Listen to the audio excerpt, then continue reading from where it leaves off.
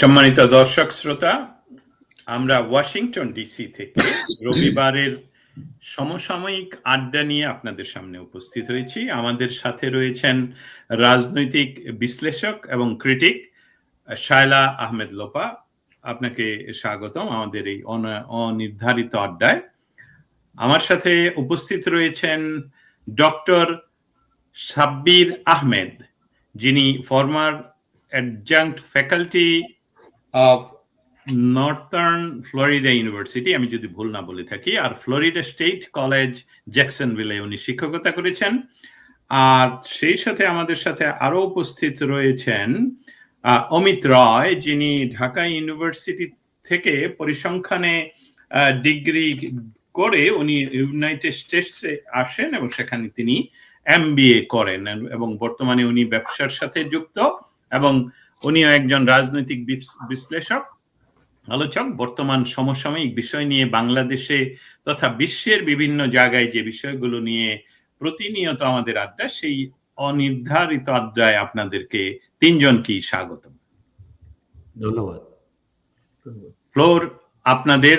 আমরা যে বিষয়গুলো নিয়ে আড্ডা দিতে চাই আজকে সেসবগুলো হলো স্পেশালি যেহেতু আমরা চারজনই বাংলাদেশে জন্ম, বড়, শিক্ষা গ্রহণের পর তারপর আমরা চলে আসি প্রবাসে এবং এখানেই স্থির হয়ে থাকি, কিন্তু আমাদের সর্বদাই বাংলাদেশের প্রতি যে টান, বাংলাদেশের কিছু ঘটে যাওয়া ঘটনায় যে আমাদেরকে কাঁদায়, এই সকল বিষয় নিয়ে মানবিক সংকট, ন্যায় বিচার, আইন ও বিচার ও বাংলাদেশ রাষ্ট্রের ভূমিকা, নির্বাচনী সহিংসতা ও দায়, আওয়ামী লীগের নির্বাচনে নিষিদ্ধতা, গণতন্ত্রের ভবিষ্যৎ, এইসবগুলি আড্ডা।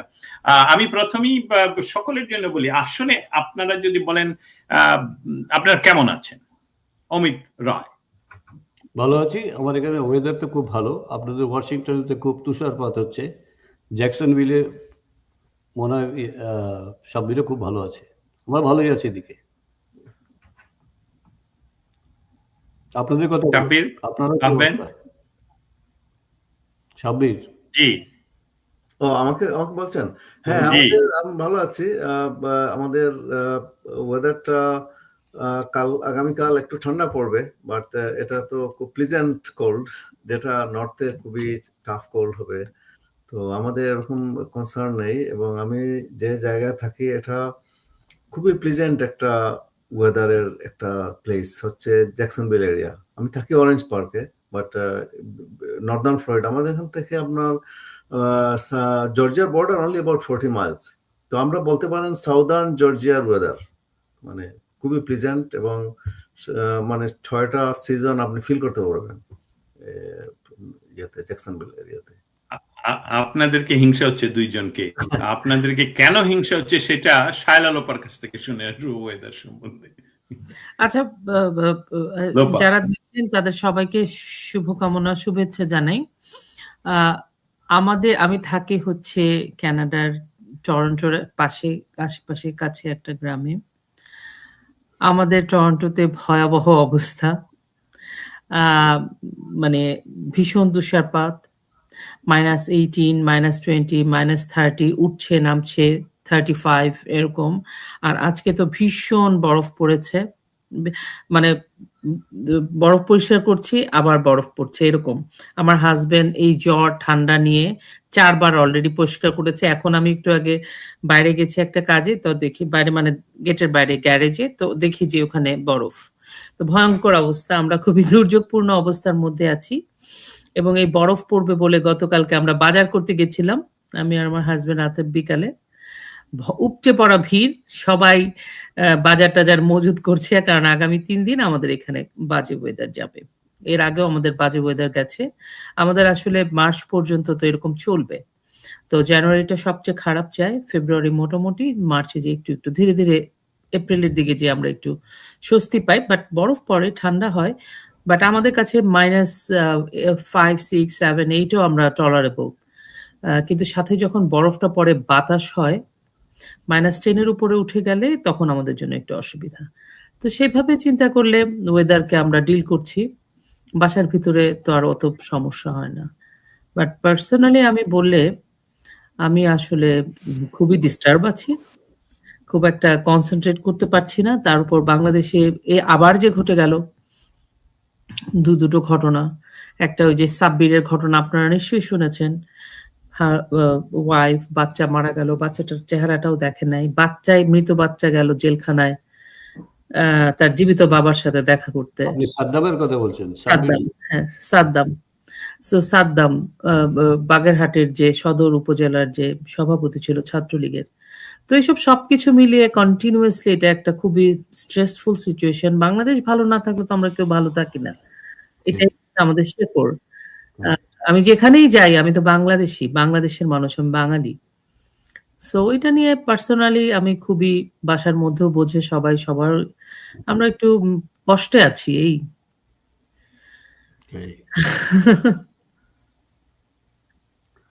অমিত দা কি এটাতে কিছু যুক্ত করতে চান? আমি বিষয়টাকে একটু এভাবে নিয়ে আসি। করুন। জানলা দিয়ে শীতের রোদ পোহাচ্ছি, গাড়ি এসে পড়ছে দেশের মতোই, কিন্তু দেশের অবস্থা তো ভালো নেই। সাদ্দামের প্রসঙ্গ বলছিলেন, সেই হৃদয় বিদারক ছবিটা দেখলাম, যেখানে মৃতরা যাচ্ছে জীবিতদের সাথে দেখা করতে। এর চেয়ে করুণ দৃশ্য আর কি হয়? আর একটা করুণ দৃশ্য হয়েছিল যখন দীপু দাসকে পড়ানো হচ্ছিল, ভয়ঙ্কর দৃশ্য। আর এবারটা হয়েছে অত্যন্ত একটা অমানবিক কাজ, যেখানে মৃতদেরকে দেখার জন্যে যাওয়ার পর্যন্ত অনুমতি দেওয়া হয়নি। এরকম বলছি যে মৃত বাচ্চাকে কোলও নিতে দেওয়া হয়নি। এর চাইতে অমানবিক কাজ আর কি হতে পারে শান্তির পুরস্কার পাওয়ার দেশে? তো এগুলো তো আসলে আচ্ছা, আমি যদি এভাবে বলি যে বর্তমান রাষ্ট্র, বাংলাদেশ নামক রাষ্ট্রটা এত ক্রুয়েল কেন? এই ক্রুয়েলিটিটা হচ্ছে কেন? যারা পরিচালনা করে তারা ক্রুয়েল, রাষ্ট্র কি করে ক্রুয়েল হবে? রাষ্ট্রের মধ্যে তো জনগণরা আছে, জনগণদেরকে বিপদে চালালে ওরা বিপদে যেতেও পারে, কিন্তু এখানে তো জনগণ করছে না। ব্যাপারটা হচ্ছে যে রাষ্ট্রের যারা চালক তারা করছেন। আসলে রাষ্ট্র বলতে আমরা যা বুঝি সেই রাষ্ট্র তখন এক্সিস্ট করছে না। It doesn't exist right now. এটা একটা আপনার কি বলবে সো কল্ড অভ্যুত্থান করে আসা একটা অনির্বাচিত, একটা জোর করে বসিয়ে দেওয়া সরকার। তো এটাকে তো আর ঠিক লেজিটিমেসি দেওয়া যায় না, যা খুশি তাই করছে, যা করতেই পারে। এবং আপনি যেটা বলছেন ভবিষ্যতের ব্যাপার, ভবিষ্যৎ তো ভালো। অমিত, আপনি কিন্তু লেজিটিমেসির প্রশ্নটা আনলেন, এটা খুবই ইম্পর্টেন্ট। আমাদের দর্শক শ্রোতা যারা আপনারা শুনছেন, আপনারা আপনাদের প্রশ্নগুলো আর একটু সংক্ষেপে পাঠান। আমি জানি আপনাদের মনের ভেতরের অনেক ক্ষোভ, অনেক কিছু আমাদের কাছ থেকে শুনতে চান, যার জন্য অনেক বড় বড় প্রশ্ন আমাদেরকে পাঠাচ্ছেন, লিখে পাঠাচ্ছেন। আমরা সেসবগুলো যখন আমরা ব্রডকাস্ট করি তখন আমাদের ফেসই আর দেখা যায় না, সেই জন্য বলছি আপনারা সংক্ষেপে প্রশ্ন পাঠান, আমরা প্রশ্ন নিব। আমি যাচ্ছি এখন ডক্টর সাব্বির আহমেদ। কি হচ্ছে আসলে, আমরা কি দেখছি বাংলাদেশে? অমিতদা যেভাবে বললেন, শায়লা লোপা যেভাবে বললেন, যে এই বিষয়গুলো যখন আপনাদের মুখ থেকে আসে বা আমরা বলি, তখন মনে হচ্ছে যে এই ঘটনাগুলো অনেক দিন পর পর হচ্ছে, কিন্তু তা কিন্তু না, এটা হচ্ছে প্রতিদিন। আজকে নরসিংদীতে যেখানে আমার জন্ম, সেখানে একটা হিন্দু ছেলেকে জীবন্ত পুড়িয়ে মারা হলো। এটা আবার বললে মনে হয় 10 বছর আগের ঘটনায়, কিন্তু আমি রাষ্ট্র শব্দটা ব্যবহার করলাম, অমিত দাস সুন্দর করে ব্যাখ্যা করেও বললেন। তারপর আমি এখন দেখছি না রাষ্ট্র এবং রাষ্ট্র চালক, কারণ এই রাষ্ট্রটা একটা নির্দয় রাষ্ট্র হিসেবে দেখা যাচ্ছে। হিটলারের পাশের দেশে ছিলাম 18 বছর, সেই অর্থে, এবং আইন পড়তে গিয়ে ইউরোপিয়ান ইতিহাস, আইনের ইতিহাস পড়তে হলো। আমি দেখছি যে বর্তমান রাষ্ট্র ব্যবস্থা বাংলাদেশে, এটা হিটলারীয় ব্যবস্থার চেয়ে আরো নির্দয়। আপনি কি বলবেন সাব্বির? জি, অনেক ধন্যবাদ আপনাকে। আমার যখন 1971 আমাদের মুক্তিযুদ্ধ শুরু হয়েছিল, বঙ্গবন্ধুর ভাষণের পরে, ক্রমান্বয়ে 25শে মার্চের পরে, তো ওই সময় আমার বয়স ছিল 13 বছর 6 মাস, 13.5 বছর। তো আমার বয়সটা এরকম ছিল, আমি বয়সে খুব বেশি বড় ছিলাম না, কিন্তু আবার একদম অবুঝ ছিলাম না, আমি সব বুঝতে পারতাম। আমি আমি আমি ক্লাস 8 থেকে 9-এ উঠেছি, অনেক জিনিস আমার দেখার সুযোগ হয়েছে। তো ওই সময় যে মানুষকে মানে কিভাবে টর্চার করেছে পাকিস্তানি এবং তাদের সহযোগীরা, বাংলাদেশ এরকম একটা মডিফাইড ফর্মে 54 বছর পরে আবার ওই রকমই একটা পরিস্থিতিতে চলে এসছে। আমি অনেক টকশো শুনি এবং সেখানে অনেকে সমালোচনা করেন যে মানবাধিকার সংস্থাগুলো কই, এরা তো কোনো কথা বলছে না। 71-এ মানবাধিকার সংস্থাগুলো ছিল ভয়ের মধ্যে, তারাও কোনো কথা বলেনি, কেউ ছিল না ওখানে, থেকেও জীবন মৃত অবস্থায় ছিল। বাংলাদেশে আজকে এই মানবাধিকার সংস্থার যারা কর্ণধার ছিলেন তারাও আজকে আর ওদের মুখে কথা নেই, কারণ তারাও নিজেরাও এরকম পরিস্থিতিতে পড়ে যেতে পারেন, তাদের অবস্থাও এরকম হতে পারে। সুলতানা কামাল উনি খুব বখাল ছিলেন যখন প্রধানমন্ত্রী শেখ হাসিনার আমলে, আমরা প্রায় শুনেছি, উনি দেখেছি টিভিতে অনেক সময় ডিসকাস করছেন, এটা হয় নাই, ওটা ঠিক হয় নাই। ডক্টর আনম মোহাম্মদ আরো অনেকে ছিলেন, তাদের সবার মুখ বন্ধ, কারণ তারা জানে যদি কিছু বলে তাহলে আজকে তারাও ওই রকম পরিস্থিতির শিকার হবে, মবের শিকার হবে। তো জিনিসটা ছিল ওই সময় পাকিস্তান আর্মি করেছিল তার রাজাকার মব দিয়ে একদম রাষ্ট্রীয়ভাবে। এখন ডক্টর ইউনূস করছেন সেটা হলো যে কিছু সন্ত্রাসী, কিছু মানে আপনার কি বলবো বিপদগামী ছেলে পেলে কিছুকে দিয়ে এদেরকে ছাত্র জনতার নাম দিয়ে মব করাচ্ছেন এবং মানুষকে মানে নাজেহাল করছেন, ইউনিভার্সিটি প্রফেসর থেকে শুরু করে আপনি কে বাদ যাচ্ছে। তো এই অবস্থায় সবাই মানে মানে নিশ্চুপ হয়ে গেছে নিজেদের মান সম্মান জীবন বাঁচাতে গিয়ে, এবং পরিস্থিতিটা হয়তো কিন্তু আমরা যদি এইভাবে যাই যে আপনারা আমি সহ আমরা তো সকলেই বাংলাদেশে আমাদের বেসিক পড়াশোনাটা করেছি, ইউনিভার্সিটিতে পড়াশোনা করেছেন, তখনও ছাত্র রাজনীতি ছিল বা রাজনীতি ছিল বাংলাদেশে। সেই তুলনা যদি করেন আপনাদের সময়কার যে পরিস্থিতি আর বর্তমান বাংলাদেশের যে পরিস্থিতি, যেখানে আমি আরেকটু তুলে ধরি সাদ্দাম, তাকে সে স্টুডেন্ট লীগের কর্মী হিসাবে তাকে গ্রেফতার করা হয় এবং এটা প্রমাণ করা হয়েছে যে সেই সময়ে সে দিল্লি বলছি ভারতে সে ছিল, চিকিৎসাধীন ছিল, তারপরেও তাকে বেল দেওয়া হয়নি এবং তার সদ্যজাত সন্তান উনি জেলে থাকতেই সেই সন্তান জন্ম লাভ করে।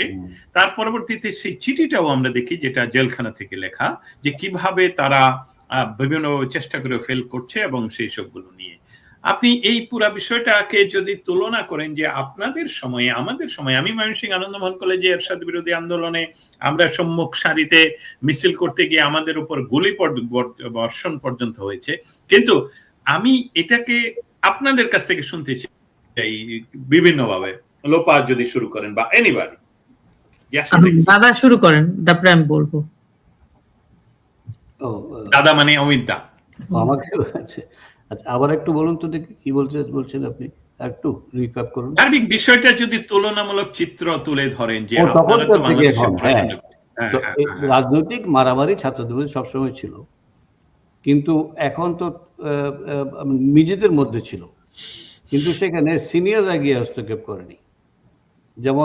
যেমন ছাত্রলীগকে ধরা হচ্ছে স্টেটের অর্ডার দিয়ে, মানে রাষ্ট্রের সরকার ওদের অত্যাচার করছে, ওদেরকে ধরে নিয়ে যাচ্ছে বাঁধতে, বা এই যেটা সাদ্দামের সাথে হলো, তখন কিন্তু ওটা হতো না, এমনি দ্বিমত হতো। অনেক সময় আমি দেখেছি কথা কাটাকাটি এমন পর্যায়ে গেছে যে হাতাহাতিও হয়েছে, কিন্তু নেক্সট ডে আবার একসাথে কাজ করেছে, এইটুকু ছিল। এখন তো পরিকল্পিত আপনার একটা কি বলবো অভিযানের মতো, যে এদেরকে নির্মূল করতে হবে, ছাত্রলীগ আওয়ামী লীগ যারাই আপনার মুক্তমনা, এদেরকে বন্দি করতে হবে অথবা এলিমিনেট করতে হবে। তো এটা একটা প্রোগ্রাম নিয়ে করা হচ্ছে, এটা স্বতঃস্ফূর্ত কোনো মানে ভায়োলেন্স না। সো এই পরিকল্পিত ভায়োলেন্স, আপনার এই পরিকল্পিত অত্যাচার, ওই যে সাব্বির যেটা বললো, নাজিদ বা আপনারা বলে নাজিদের টাইমের সমস্যা চিন্তা করেছেন, তো এখানে অত নাজির ওইটা তো বিরাট একটা আপনার হলোকস্ট বা আপনার বলেন জেনোসাইড, বাংলাদেশের 71-এর মতো। এখন অত বড় ওয়াইড স্প্রেড জেনোসাইড বলা যাবে না হয়তো, কিন্তু আপনার ইন্টেন্সিটি, আনসার্টেনিটি এগুলো কিন্তু ওই রকমেরই ওই সময়কার মতো অবস্থা আছে।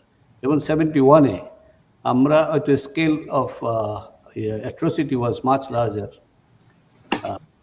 কিন্তু ওই ফিয়ারটা সেরকমই ফেরত এসছে মনে হয় বাংলাদেশে। যে ফিয়ারটা ছিল, fear of uncertainty, fear of persecution, fear no freedom of speech তো ছিলই না তখন 71-এ। এখন কিছু কিছু লোক কথা বলছেন, কিন্তু তারা জেনেই কত রিস্ক নিয়ে বলছেন, ভাবছেন, এবং অনেকের ক্ষেত্রে জেল হচ্ছে তো বটে, বিচার হচ্ছে, কি বলে যে সন্ন্যাসীকেও। আমরা যদি এভাবে কথাটা বলি যে বিচারাধীন বন্দীদের পরিবারগুলোর নিরাপত্তা ও মানসিক চাপের দায় কি রাষ্ট্র এড়িয়ে যেতে পারেন? মানসিক চাপ, ফিজিক্যালি টিকতে পারছে না, মানসিক তো পরের কথা। আপনার কথা বললে তো জেলে যাচ্ছে। এখন জেলে কি অবস্থায় আছে সাব্বির তার কিছু বর্ণনা দিয়েছিল জেলে কিভাবে আছে এবং কিভাবে স্লো পয়জনীয় করা হচ্ছে মনে হচ্ছে এগুলো। কাজেই এখানে আপনার ওই মানে মানবিক বোধটা যেখানে নেই, মানে হিউম্যানিটি যেটা এজেন্ডার ভিতরে নেই বা কনসিডারেশনের মধ্যে নেই, সেখানে তো তাই হতে পারে, তাই হচ্ছে। এটুকুই বলবো। লোপা, আপনি কি বলবেন? লোপা, আপনি কি বলবেন? আমি একটা, ওই যে দাদা বললেন যে হ্যাঁ, দ্বিতীয় বিশ্বযুদ্ধের সময় যা চলেছে, আপনি যদি হলোকাস্টের সাথে তুলনা করেন, হলোকাস্ট মানে বন্ধুদেরকে বলছি যে একটা জাতিগোষ্ঠী ইহুদিদেরকে যেভাবে হিটলার গ্যাস চেম্বারে ভরে ভরে মেরেছে, সেটা আপনারা যদি, আমি আমার দর্শকদের জন্য বলছি, বিভিন্ন নেটফ্লিক্সে বা বিভিন্ন ডকুমেন্টারি আছে, আপনারা শুনতে পারবেন। তো সেটার সাথে যদি আপনি তুলনা করেন, তুলনা করতে চাচ্ছেন না, আমিও তুলনা করতে চাইছি না। আমি জাস্ট একবারে বলি, রাজধানীতে গত 1 বছরে কয়টা বেওয়ারিশ লাশ পাওয়া গেছে। ওয়ারিশ লাশ তো মানে, বেওয়ারিশ মানে জানে না, নাম পরিচয়হীন। বেওয়ারিশ লাশ পাওয়া গেছে 643টি। রায়ের বাজারে 461 ও জুরাইনে কবরস্থানে 175টি লাশকে দাফন করা হয়েছে। যারা বেওয়ারিশ, তাদের কোনো নাম পরিচয় পাওয়া যায়নি, পরিবার জানে না, এগুলো মানুষগুলোকে হত্যা করা হয়ে গেছে। 2024-এর যে 2025 সালে 73টি বেশি বেওয়ারিশ লাশ পাওয়া গেছে। পোস্তগলা শাসনে অন্য ধর্মের 7 জনের লাশ দাহ করা হয়েছে। নদী থেকে 440 লাশ উদ্ধার হলেও 141 জনের পরিচয় শনাক্ত করা যায়নি আর কি। এটা একটা ছোট্ট হিসাব বললাম 1 বছরে। এটার একটা সমকাল কালের কণ্ঠে এসছে। এটা এখন নিউজ পেপারগুলা কতটা সাপ্রেসড, কতটা মনিটরড হয় আপনি আমি সবাই জানি। এখানে কিন্তু পুরো চিত্রটা আসে নাই। এখন তারপরেও এই চিত্রটা যদি আমি ধরি 365 দিনে একটা বছর 643টা লাশ পাওয়া গেছে, আপনি গড় করেন। আরো যে হত্যা হয়েছে, আরো যে গুম হয়েছে, আরো যে জেলখানায় পুড়ছে, সেগুলা তো আমি বাদই দিলাম। এখন আপনি আমাকে বলেন, এবং আমরা গ্যাস চেম্বার শুনলে ও মাই গড, গ্যাস চেম্বার, এই যে ঘুমন্ত পুড়িয়ে মেরে ফেলছে জাস্ট বিকজ সে হিন্দু, পুলিশের কাছ থেকে টেনে নিয়ে যে গাছের ঝুলিয়ে পুড়িয়ে দিচ্ছে হিন্দু, এই নির্মমতাকে আপনি কার সাথে তুলনা করবেন? নাকি এই নির্মমতাটা যখন নাকি সেই হলোকাস্টের ডকুমেন্টারিতে আসবে, আমাদেরও আসবে, ইউনুস শাহী আসছিল, এরকম ঘটনা ঘটাইছিল, এই রকম নৃশংসতা করেছিল, তখন হয়তো মানুষ বুঝবে আজকের থেকে 20 বছর 50 বছর পর এই সময়টা এভাবেই থাকবে, এটা আমি বিশ্বাস করি। এখন আপনি বলছিলেন এথনিক ক্লিনজিং এর তো হচ্ছে, এটা তো অস্বীকার করা যাবে না দাদা, আছে, কিন্তু সেটা হচ্ছে একটু পেসটা স্লোয়ার আর কি। পেসটা স্লোয়ার মানে কি? Intensity same. আমি আপনাকে বলি দাদা, পেসটা স্লোয়ার না, পেসটা স্লোয়ার মানে কেন না আমি বলি আপনাকে, হ্যাঁ একদিক দিয়ে স্লো বলতে পারেন। যেমন কালকে একজনের সাথে আমার কথা হচ্ছিল, হিন্দু মানুষ, ধর্ম তার হিন্দু, বাঙালি, আমাদের দেশের বাঙালি মানুষ। তাকে আমি জিজ্ঞেস করলাম যে কেমন আছেন দাদা? বলে কেমন যে আছি দিদি, কথাও বলতে পারি না। কথা বললে, এই যে কথা বলছি এটাই রেকর্ড হবে না কি হবে, হাই হ্যালো করতে ভয় লাগে, এমন আছে বাংলাদেশের মানুষ। হ্যাঁ, ওইটাই তো। এটাকে কি আপনি, এটাকে মানে এটাও তো এক ধরনের আপনার পীড়ন, যে আপনি একটা মানুষকে কথা মানে কি বলে না, সুন্দর বউ নতুন বউ দেখলে বলে তুমি সোজা হাঁটলা কেন, বাঁকা হাঁটলা কেন, মানে তাহলে তুমি কি করো, তুমি কিছুই করতে পারবে না। মানসিক নির্যাতন আর কি, মানসিক নির্যাতন, শারীরিক নির্যাতন, জাতি, মানে আওয়ামী লীগ তাই মেরে ফেলতে হবে, কোন পৃথিবীর কোন আইনে লেখা আছে যে আওয়ামী লীগ বললে মেরে ফেলতে হবে?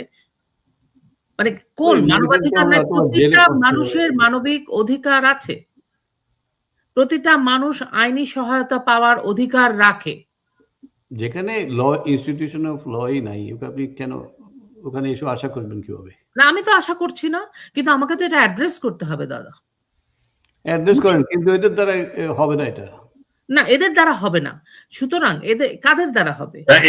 এদের দ্বারা না হলে উপায়টা কি? উপায়টা নিয়ে আমরা কি আলাপ করতে পারি? সেটাই, ভবিষ্যৎটা কি? এটা হলো এটার ভবিষ্যৎ। আমি বলি আপনাকে, আমি এখন আপনারা সবাই সিনিয়র আছেন, ভবিষ্যৎ তো আর জানি না, একটা উপায় বলছি আর কি। আমি একজনের সাথে কথা বলছিলাম, আমি এখন একটা শব্দ উচ্চারণ করব, শব্দটা ডিসেন্ট না, কিন্তু ইনডিসেন্টও আমি বলবো না। যেসব ঘটনা ঘটছে তার থেকে তো কেউ যদি নিজেকে রাজাকার ক্লেম করে তার থেকে তো অন্য কোনো শব্দ খারাপ হতে পারে না। রাজাকার মোস্ট নিকৃষ্ট একটা শব্দ, রাইট? এর থেকে খারাপ কিছু হতে পারে না।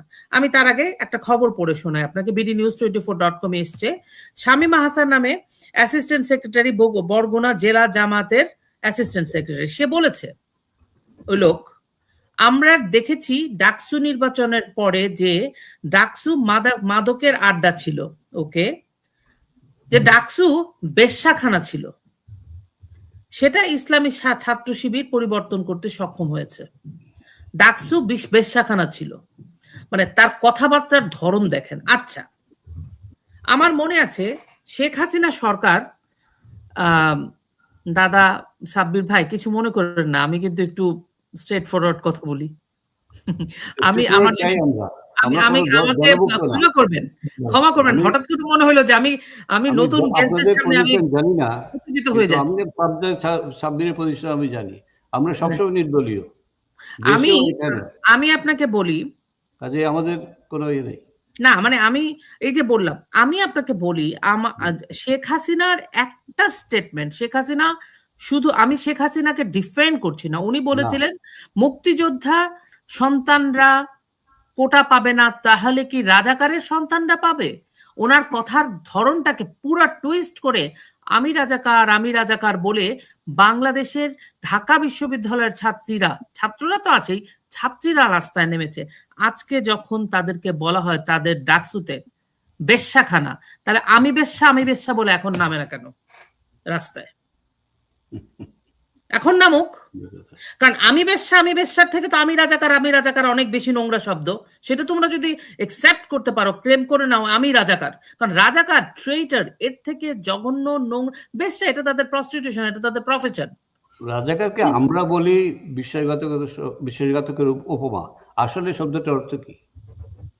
আমি তো জানি, আমি যতদূর আমি সার্চ করছিলাম, স্ট্রেইটার এরকম আসছে। আমরা না, রাজাকার যদি আমি যেটা জানি, কিন্তু আমি শব্দটা শুনে বলছি, রাজাকার শব্দটার অর্থ বোধহয় সহযোগী। রাজাকার শব্দটা বোধহয় ভারতীয় উপমহাদেশীয় কোনো শব্দ না।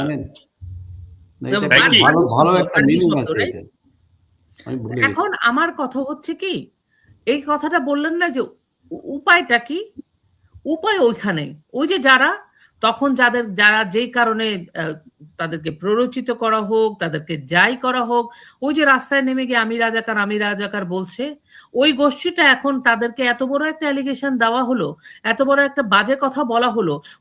ওই যে রোকেয়া হলের মেয়েরা, ওই যে যারা আছে তারা, শামসুন্নাহার হলের মেয়েরা, মৈত্রী হলের মেয়েরা, তাদের এই বোধোদয়টা হতে হবে, ছাত্রছাত্রীদের বোধোদয় হতে হবে, তরুণ সমাজের বোধোদয় হতে হবে। তাদের যখন বোধোদয় হবে, তারা যখন বুঝবে তাদের আবারও ভয়কে জয় করতে হবে, সেটা যদি করতে পারে তাহলে তারা এই দফায় বেঁচে যাবে। আর যদি করতে না পারে, আমরা বকর করে যাব, তারপরে অন্ধকার। কিন্তু সমস্যা হচ্ছে যে সেই যে তরুণ সমাজের কথা বলছেন আপনারা, যারা ভুল করেছে তখন বা সেরকম সামথিং, তারা রাইজ করতে তো ভয় পাবে, তাদের হাতে তো অস্ত্র নেই। ওরা জানে অন্য পক্ষ হেভিলি আর্ম। এটা লাইক রিসেন্ট ইরানিয়ান আপরাইজিং এর মতো। Collaborator, yes. ওরা আপরাইজ করতে চাচ্ছে, কিন্তু ওদের কাছে তো অস্ত্র নেই। হাজার হাজার তো এখন বোকার মতো মরতে যাবে কেন? এখন অস্ত্র পায়, ফাইট করার এবিলিটি থাকে, তাইলে হয়তো ওরা দাঁড়াবে।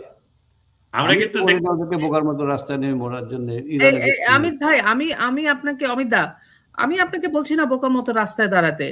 মানে কি, আমি বলছি না যে কেউ মারা যাক, এটা আমি বলছি না, কিন্তু আমাদের এই যে আমাদের 69, আমাদের 70, আমাদের 52, আমাদের 91, আমাদের 90, এই কিছু লোক বোকা হয়েছিল বলে আমরা বাংলা ভাষায় কথা বলছি। ওরা তো কিছু লোক বোকা হয়েছে বলে আমরা স্বাধীনতা পেয়েছি। কিছু লোক বোকা হয়েছে বলে আমরা স্বৈরাচারকে খেয়ে দিয়েছি।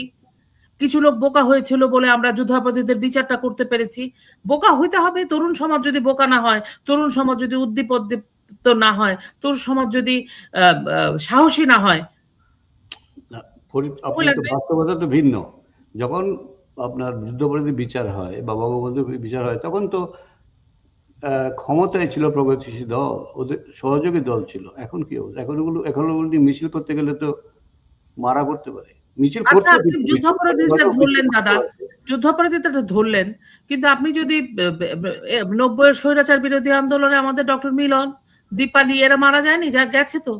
52-তে রফিক, সালাম, জাব্বরের জন্য আমরা কথা বলছি আজকে বাংলায়।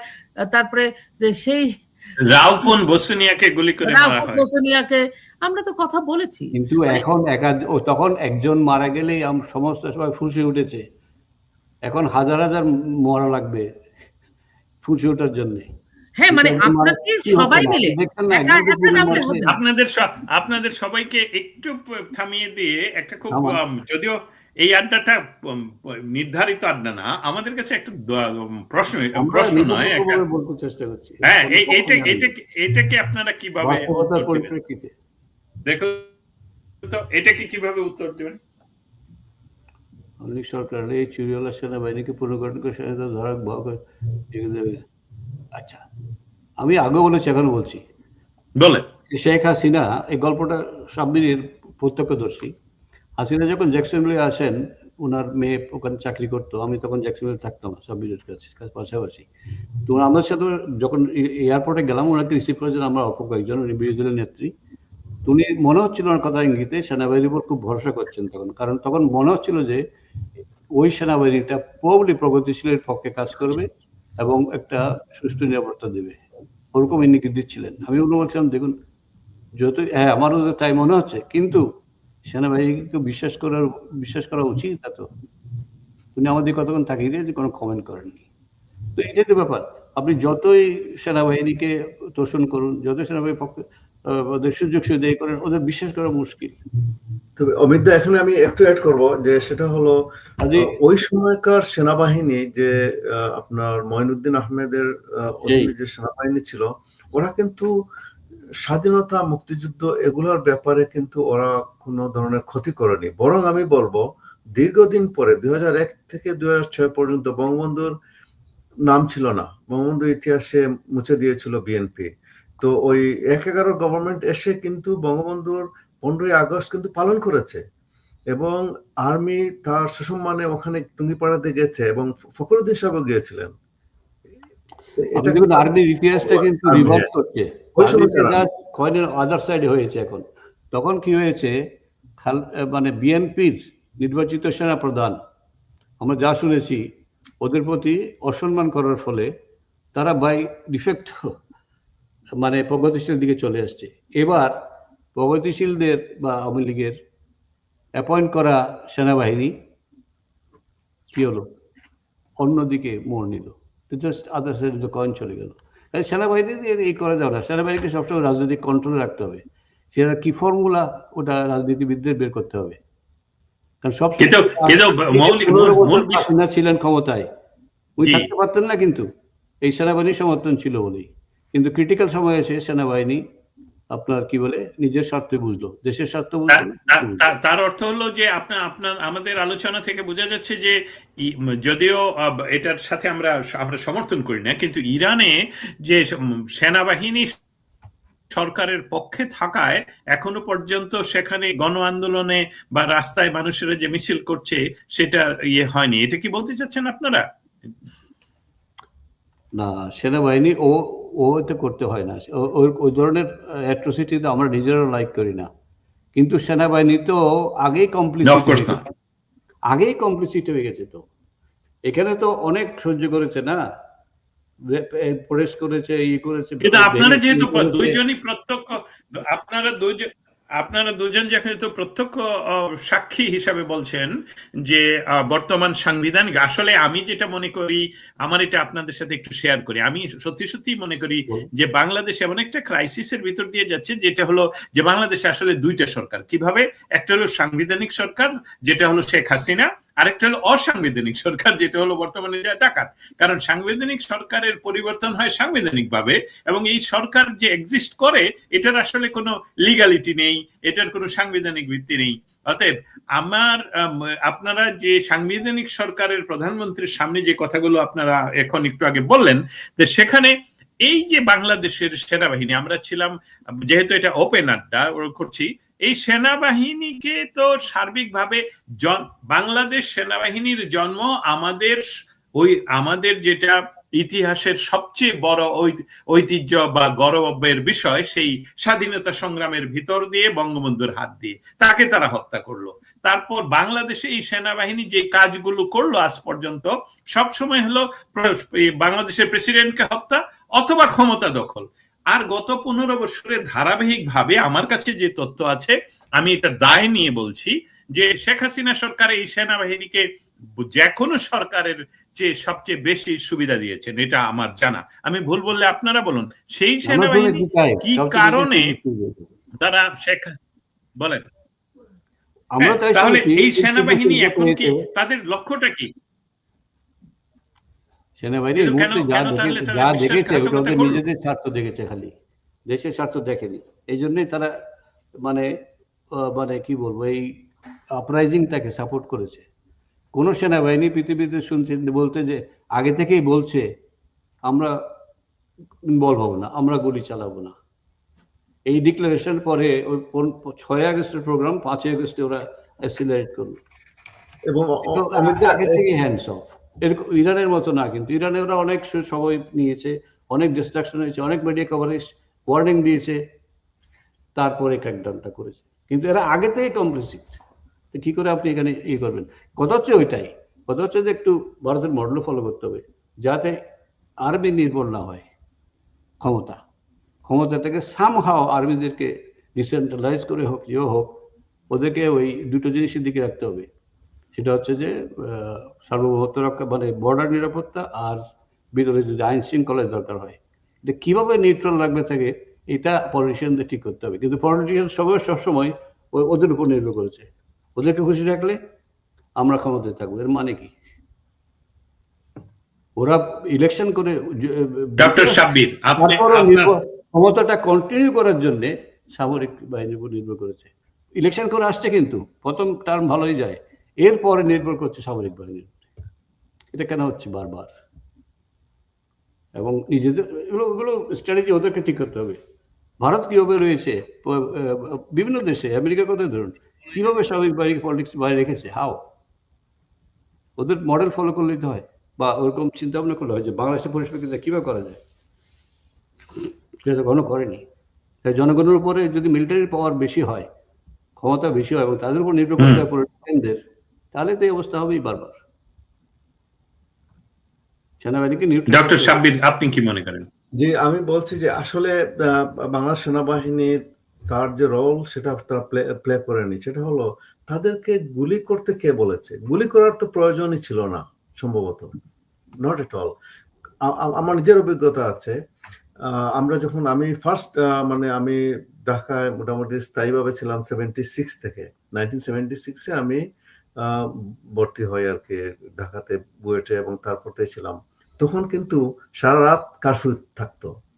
আমার এখনো মনে আছে, রাত 10টার সময় কারফিউ শুরু হতো, এবং 9টার সময় আমি আমার চাচার বাসা ছিল পুরানো পল্টনে, সেখানে গেলে আমি মেক শিওর করতাম যে যত তাড়াতাড়ি সম্ভব দ্রুত আমার বুয়েটের হলে এসে ঢুকতে আর কি। কারণ যদি ওই সময় 10টার পরে যদি হয়ে যায় রাস্তায় আমাকে পায়, তো এটা নিয়ে কোথায় আমাকে নিয়ে যাবে নোবডি নোজ। এটা হয়েছে অনেক কয়েকজনের ক্ষেত্রে এরকম হয়েছে, ভুলক্রমে 10টার পরে রাস্তায় হাঁটছে এবং ধরে নিয়ে গেছে স্টুডেন্ট বা এরকম হয়েছে।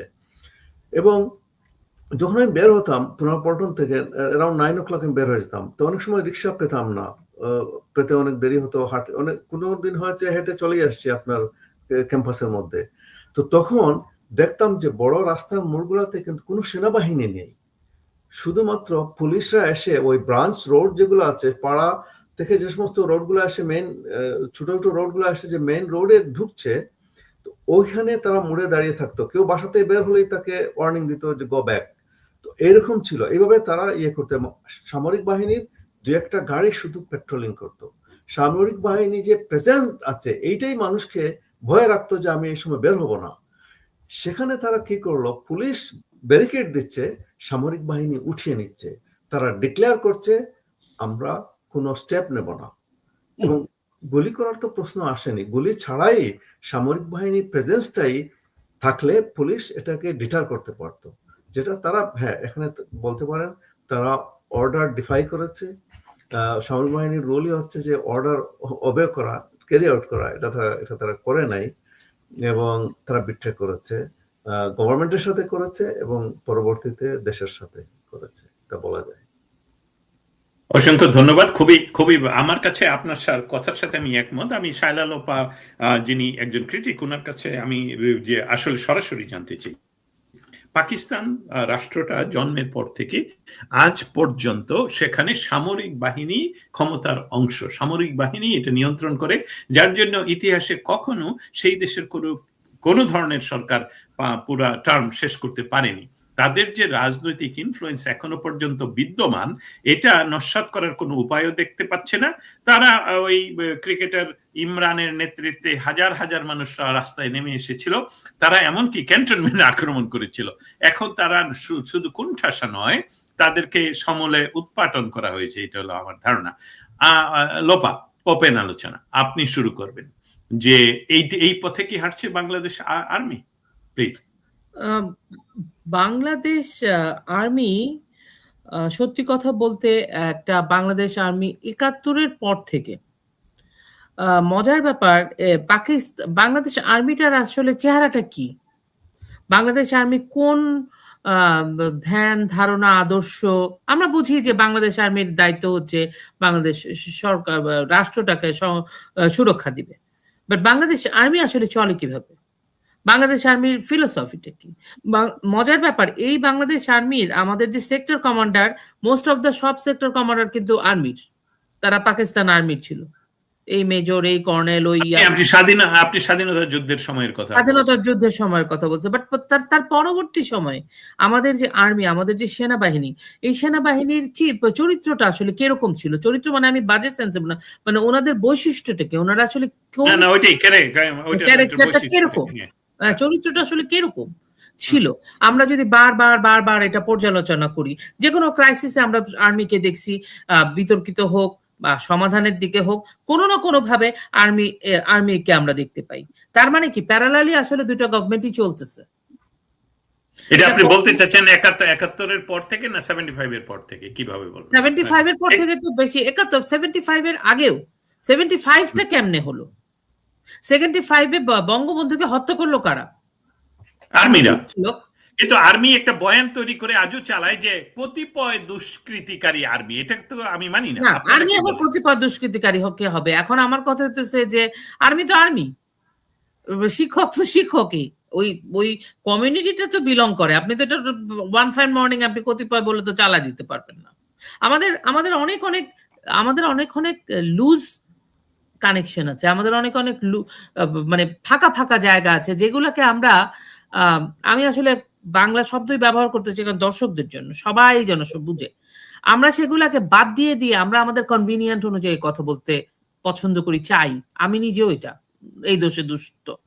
ফর এক্সাম্পল, আমি এখন একটু ডিপ ডাউন যদি করি, বঙ্গবন্ধু হত্যা নিয়ে, বঙ্গবন্ধুর পরিবারকে হত্যা নিয়ে নানা ধরনের বিভিন্ন ধরনের ঘটনা আমরা জানি, বিভিন্ন গোষ্ঠী বিভিন্ন ঘটনা বলেছে। সেখানে এ ওকে দোষ দিয়েছে, সে তাকে দোষ দিয়েছে, বঙ্গবন্ধু খন্দকার মোস্তাককে রেখেছে, সেটাও এক ধরনের দোষ আছে, অনেক ধরনের। জিয়া রহমানের কথা আসে, তারপরে খালেদ মোশাররফ বঙ্গবন্ধু হত্যার বিচার চেয়েছে, মিছিল করেছে, আবার at the same time Khaled মোশাররফের উপস্থিতিতেই বঙ্গবন্ধুর খুনিরা পালিয়ে গেছে। হ্যাঁ, এটা তো সত্যি। 3রা নভেম্বর হয়েছে, এটাও তো সত্যি। সো আমি কাউকে কোনো অ্যাকিউজ করতে চাই না, এটা আমার কাজ না। আমি তো আজকে এখানে আলোচনা করতে আসছি, আপনি আমাকে জিজ্ঞেস করতেন বাংলাদেশে আমি। সো আপনি যে কোনো ট্রানজিশনে, যে কোনো পরিবর্তনে বাংলাদেশ আর্মি এখানে আছে।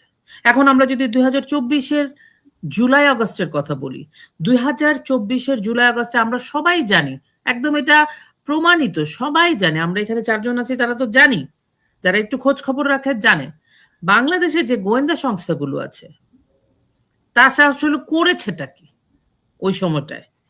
এক, যদি তারা না জেনে থাকে, এর মতো ফেলিয়ার রিটায়ার হইতেই পারে না। ওর থেকে অ্যাডমিট করে না আমরা জানতাম ইচ্ছা করে কম্প্রোমাইজ হয়ে গেছে, ওইটা মনে হয় গৌরবের হবে। কারণ তুমি যে আপনারা যে কাজের জন্য নিয়োজিত ছিলেন সে কাজ সম্পর্কে আপনাদের কোনো আইডিয়া নেই, ইনকম্পিটেন্ট এটা হবে।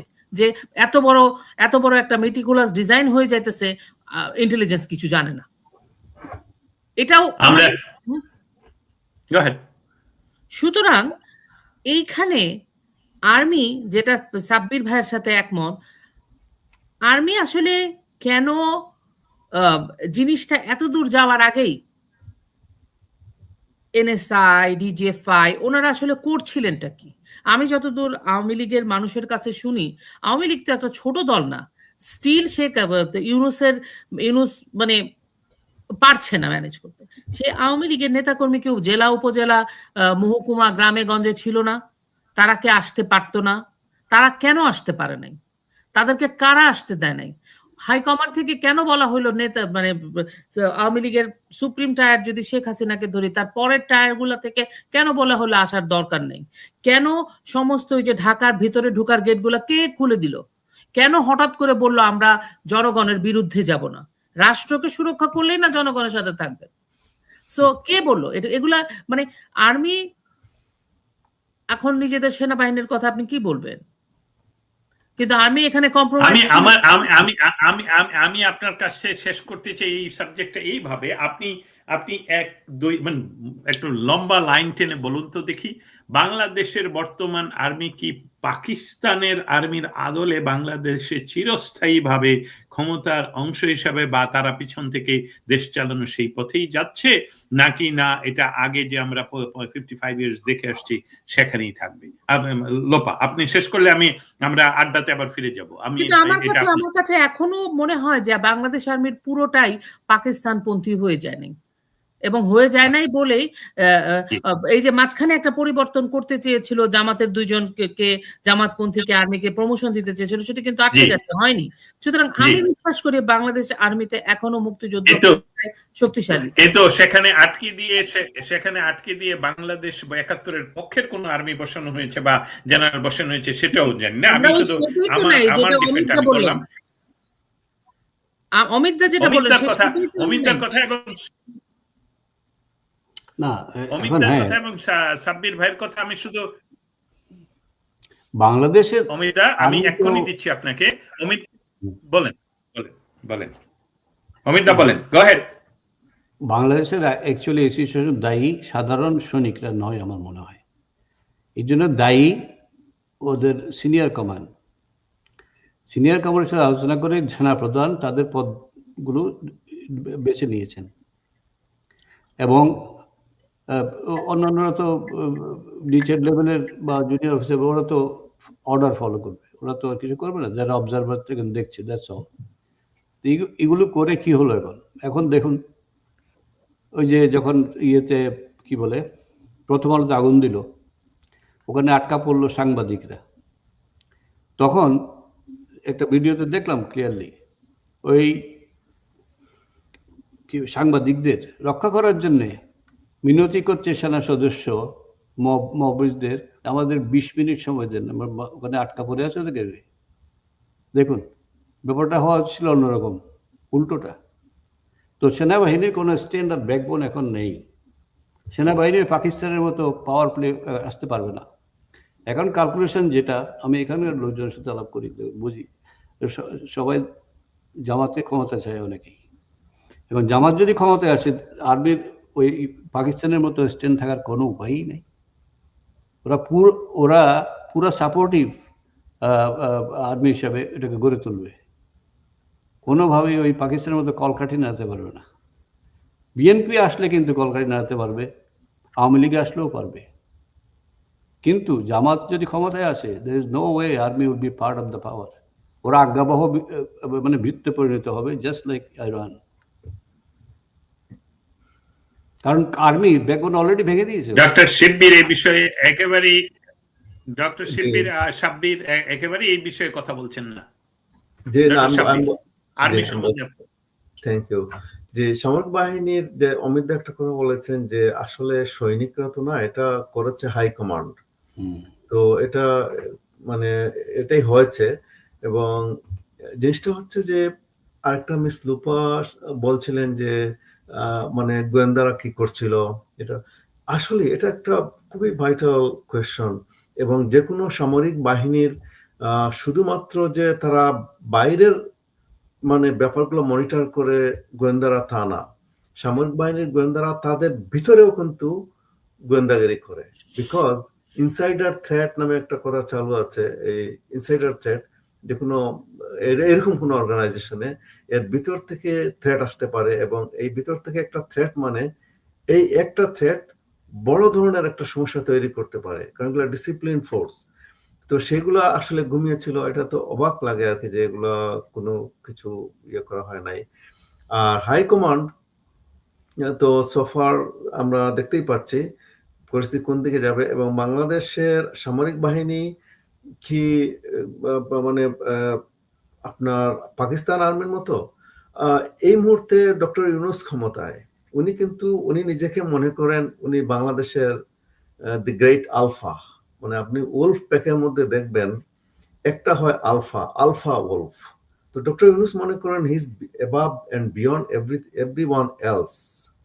হ্যাঁ, তো সেখানে আর্মিরও উপরে উনি, আর্মিকে উনি সবাইকে উনি কন্ট্রোলে রাখতে চান। উনি নোবেল পিস প্রাইজ পেয়েছেন, অতএব উনি বাংলাদেশে অল ইন অল, এরকম একটা পারসেপশন উনি এবং ওনার যারা সাইকো ফ্রেন্ডস যারা তারা তৈরি করতে পেরেছিল বাংলাদেশে। ইভেন মানে আপনার ধরুন সবাই সহযোগিতা করে ওনাকে এই পর্যায়ে নিয়ে এসছেন। একদম মানে ফরমার আওয়ামী লীগ গভর্নমেন্টের সব গভর্নমেন্ট ডক্টর ইউনূসকে এমনভাবে সাপোর্ট দিয়েছেন এবং এই পর্যায়ে উনি এসছেন যে উনি সবকিছুর উপরে। আর্মিকেও উনি মানে দেখুন জেনারেল ওয়াকার গিয়ে ওনার কাছে বাউ ডাউন করছেন সোফার উই সি। তো এইসবই চলছে। তো বাংলাদেশ আর্মি আপনার এখন আমি তো মনে করি এই গভর্নমেন্টকেই সাপোর্ট করছে, এই গভর্নমেন্টের আজ্ঞাবহ আছে, ডক্টর ইউনূসকে সব ধরনের সহযোগিতা প্রোভাইড করেই আছে এবং ডক্টর ইউনূসের কন্ট্রোলে আছে আমার যেটুকু মনে হয়। আর ফিউচারে অমিত দা যেটা বলেছেন একটা খুব ইম্পর্টেন্ট কথা বল, যদি জামাত আসে তাহলে ওরা তাদের ইসলামীকরণ করবে এবং অন্যান্য অনেক কিছু করবে যেটা আর্মি ওরকম হতে পারে। হ্যাঁ, বিএনপি যদি আসে তাহলে ওই পাকিস্তানের মতো বা ওই টাইপের রোল তাদের কিছু হতে পারে, থাকবে। বাট বর্তমান আর্মি আসলে এটা কেউ বলছেন, দু একজন এক্সপার্ট বলেছেন, আমি পড়েছি যে বাংলাদেশ আর্মি কি ওই যে শান্তি বাহিনীতে গিয়ে এরা কি আর্মি ক্যারেক্টারিস্টিক্স কি হারিয়ে ফেলেছে? এটা কিন্তু অনেকে বলে যে শান্তি বাহিনীতে গিয়ে পুলিশিং টাইপ অফ জব করে এরা কি আসলে কোনো বহিঃশত্রু যদি আক্রমণ করে, এটা তো বহিঃশত্রু থেকে দেশ রক্ষা, এরা কি পারবে? এরা কি আবার তখন কি বলবে যে মানে আমরা অস্ত্র গুলি করব না বিকজ এটা হয় নাই ওটা হয় নাই, এরকম একটা সিচুয়েশন। আমি আমার তরফ থেকে যেটা বলতে চাই, যেটা ডক্টর সাব্বির আপনি প্রথমেই বলেছিলেন, সেটাতে আমি সংযুক্ত করতে চাই যে এই ওয়াকার 3রা অগস্ট কি বললেন, মিটিং থেকে বললেন কি যে আমি তো প্রেমে পড়ি নাই, প্রেম আমার উপর পড়েছে। আমি সেদিন অবাক হয়ে বলি যে এটা কোন ধরনের আর্মির প্রধান? উনি সরাসরি বলছেন যে আমি ঠিকাদার হয়ে গেছি। এটা কিন্তু হয়ে গেল সেদিন, কিন্তু তারপরেও রাজনৈতিক শক্তি সেদিনই কেন তাকে ডেকে এনে কারণ লয়ালিটি হলো মেইন, এবং লয়াল একজন জেনারেল, আমি মনে করি 11-15-20 জন লয়াল জেনারেল ছিলেন, তাদের একজনকে সেদিনই রিপ্লেস করলে কি হতো না হতো সেটা আমরা তো পীর নয়, আমরা বলতে পারবো না। কিন্তু আমার মনে হচ্ছে, আমি যখন ইউএসএ তে বসে এটা শুনতে পাই যে বাংলাদেশের সেনা প্রধান বলছেন যে আমি তো প্রেমে পড়ি নাই, প্রেম আমার উপর পড়েছে, এবং সেখানে তারা গণতান্ত্রিক নিয়মে তারা সেখানে কথা বলে, নিয়মতান্ত্রিক ভোটাভুটি করে যে আমরা এই পক্ষে যাব না ওই পক্ষে যাব, যেমন বিষয়টা অস্বাভাবিক নয়। এবং সেই অস্বাভাবিকতায় তাদেরই নির্দেশে, আদেশে, উপদেশে পুলিশ বাহিনী ব্যারিকেড সরাতে বাধ্য হয়, বা তারা না সরালে তারা সরিয়ে নেয়। এবং রাজনৈতিক শক্তি আওয়ামী লীগের যে সমাবেশ হওয়ার কথা ছিল, যেটা সায়রা লোপা উল্লেখ করেছেন ক্ষোভের সাথে, যে আমি এটা লক্ষ্য করেছি ওনার কথায় যে কি মারাত্মক ক্ষোভ, যে সেদিন লোপার কথা বলছি, যে উনি দেখতে পাচ্ছেন যে সেদিন যদি একটা রাজনৈতিক সমাবেশ ঢাকায় থাকতো, হ্যাঁ দুই পক্ষ সামনাসামনি হতো, সেখানে মধ্যে আর্মি থাকতো, পুলিশ থাকতো, বিডিআর থাকতো, মারামারি না হলেই হতো। কিন্তু আর্মি যেটা হয়তো বা চেয়েছে, এটার মাধ্যমে এই সাবজেক্ট শেষ করে আমরা অন্য সাবজেক্টে যাব, সেটা হলো আর্মি যেটা চেয়েছে এই পরিবর্তনটা, এবং তারা হয়তোবা এই কারণে আমি ধারণা করছি হয়তোবা ইভেন ঠিকাদারি যেটাকে বলছি, আমরা ছোট্ট করে একটি কাজ করি, ছোট্ট একটা বিরতি নিয়ে আসি, সে যাতে করে আমরা নতুন বিষয়। আর্মির ব্যাপারে একটা কথা আমি বলতে পারি, একটা কেন, দুইটা কথা বলতে পারেন, এটা আমাদের open talk, you can stop anybody any time, go head. আর আর্মির কথাটা যে বললেন, আর্মি পরিবর্তন চাচ্ছে, একটা খবর বলি, হ্যাঁ, আপনারা সবাই নিশ্চয়ই দেখে থাকবেন, জেনারেল ওয়াকারুজ্জামানের নেতৃত্বে ঢাকায় বাংলাদেশ আর্মি ইন্টারন্যাশনাল ইসলামিক ইনস্টিটিউটের ভিত্তিপ্রস্তর স্থাপন হয়েছে। আপনি আমার মুখের কথাটা কেড়ে নিলেন, আমার যদি মনে ছিল এই যে আমাদের যে ওয়াকারুজ্জামান সাহেব, উনাকে দেখি ওই যে নামাজের, ওটাকে জানি কি বলে, নামাজের সামনে যে বসেন, পিছনে মানুষজন থাকেন, ইমাম, মানে দুইটা ছবি দেখেছি যে ঈদ বা কোনো কিছুতে উনি হচ্ছে সামনে লিড দিচ্ছেন, ইমাম ওনার পিছনে নামাজ পড়ছে। লোপা আমাকে শুধু এখানে বলতে দেন, এমনকি উনি বঙ্গভবনে গিয়ে উনি ইমামতি করেছেন, প্রেসিডেন্টকে পিছনে দাঁড়িয়ে নামাজ পড়তে হলে, এটা রাষ্ট্রীয় কোনো প্রোটোকলে হয় না, কারণ রাষ্ট্রের ইমাম হলেন প্রেসিডেন্ট, সর্বোচ্চ ব্যক্তি, ওর পিছনে সে দাঁড়াতে পারে না। ওনারা এই যে 4-5 দিন আগের ঘটনা, ভিত্তিপ্রস্তর স্থাপন করছেন জলশিরিদ বলে একটা জায়গা, সেখানে ইসলামিক আর্মিদের ইসলামিক ইনস্টিটিউট, এটা বাংলাদেশের ইতিহাসে সর্বপ্রথম। এটা একটা অবিশ্বাস্য ঘটনা, কারণ বাংলাদেশ একটা সাংবিধানিকভাবে একটা সেকুলার কান্ট্রি, এখানে একটা ধর্মের করলে তাহলে সব ধর্মের করতে হবে, এটা নিয়ম। কিন্তু এই যে ডিজাইনটা ওনারা করেছেন, গণভোট, আমাদের যে সংবিধান, আমাদের যে রাষ্ট্রের চেহারা, আমাদের যে রাষ্ট্রের চরিত্র, আমাদের যে মূলনীতি, গণতন্ত্র, সমাজতন্ত্র, ধর্মনিরপেক্ষতা এবং জাতীয়তাবাদ, এগুলো আর থাকবে না। এই যে ছোট ছোট ছোট ছোট এই সাইনগুলো ওনারা আমাদেরকে দেখাচ্ছে, আমাদের হয়ে যাচ্ছে পরিবর্তনগুলো। আমি এই ব্যাপারটাই একটু অ্যাড্রেস করতে চেয়েছিলাম, আমি শেষ করেছি। এবার অসংখ্য ধন্যবাদ আপনাকে। আমরা এখন ছোট্ট একটা বিরতি নিয়ে ফিরছি।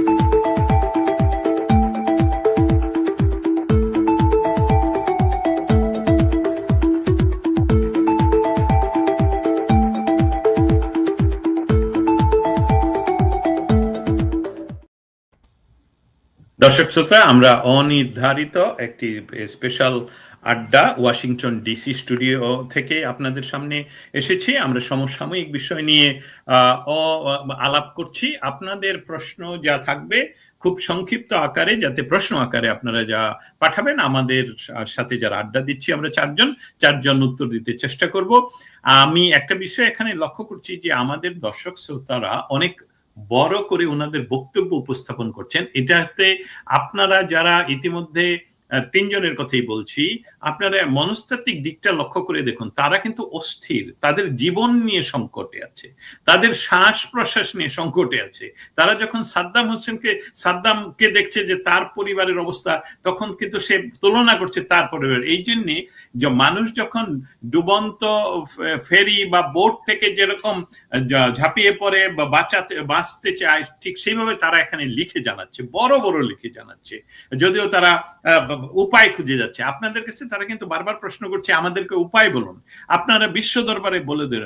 এখন যেহেতু আপনারা তিনজনই, আমি সহ আমরা চারজনই এই যেই ওয়ার্ল্ড থেকে পৃথিবী নিয়ন্ত্রিত হয়, তাদের কাছ থেকে তারা আসলে আশ্বাসের কথা শুনতে চায়।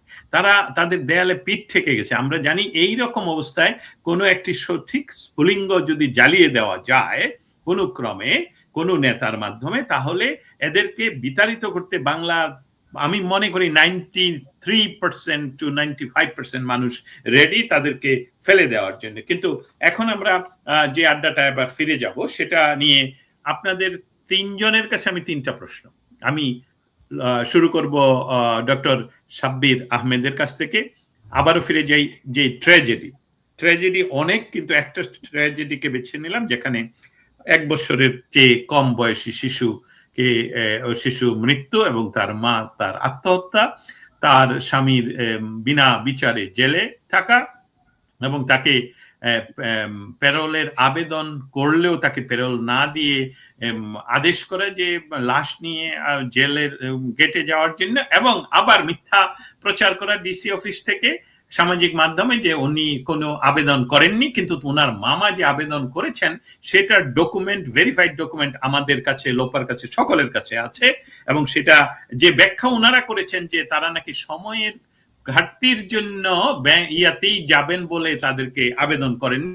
কিন্তু লক্ষ্য করে দেখুন যে এখানে সাধারণ সরল অঙ্ক যদি করি, তাহলে দেখা যাবে তাদের বাড়ি থেকে অন্য জেলায় জেলখানায় গিয়ে দেখা করে আবার বাড়িতে ফিরে এসে লাশ দাফন, এটা তো সময় বেশি লাগবে, অথচ পুলিশ তার ভ্যান নিয়ে গিয়ে করে 2 ঘন্টার ভিতরে করে আসতে পারতো। অতএব আমি প্রথম আমি 3টা প্রশ্ন তিনজনকে করব, তিনজনই আপনাদের সুবিধা মতো সময়ে উত্তর দিবেন। সাদ্দামের স্ত্রী ডক্টর সাব্বির আহমেদ, সাদ্দামের স্ত্রী ও শিশু সহ আত্মহত্যার ঘটনাকে আপনি কিভাবে দেখছেন? এটি কি কেবল ব্যক্তিগত ট্র্যাজেডি নাকি রাষ্ট্রীয় ব্যর্থতার প্রতিফলন? অমিত রয়, একজন অভিযুক্ত ব্যক্তিকে দীর্ঘদিন মুক্তি না দেওয়ার ক্ষেত্রে রাষ্ট্রের ন্যূনতম মানবিক দায়িত্ব কোথায় দাঁড়ায়? আর শালালোপা, বিচারাধীন ব্যক্তিদের পরিবারগুলোর নিরাপত্তা ও মানসিক চাপের দায় কি রাষ্ট্র এড়িয়ে যেতে পারে? ডক্টর সাব্বির। যে এই হত্যাটা, মানে এই যে আত্মহত্যা উনি করেছেন এটা, এবং পরবর্তী যে ঘটনাগুলো ঘটেছে অত্যন্ত মানবিক। কিন্তু সমস্যাটা হচ্ছে বাংলাদেশের যে জুডিশিয়ারি, সেটা তো আর জুডিশিয়ারি পর্যায়ে নেই। এখানে আপনার মব করে চিফ জাস্টিস, সুপ্রিম কোর্টের অ্যাপিলেট ডিভিশনের অল জাস্টিসেস ওয়ার রিমুভড মবের মাধ্যমে। একজন ফর্মার চিফ জাস্টিস জেলে আছেন এবং উনি রায় দিয়েছিলেন যে মানে ওই যে কেয়ারটেকার গভর্নমেন্টের মানে এটা অ্যাবলিশ করে।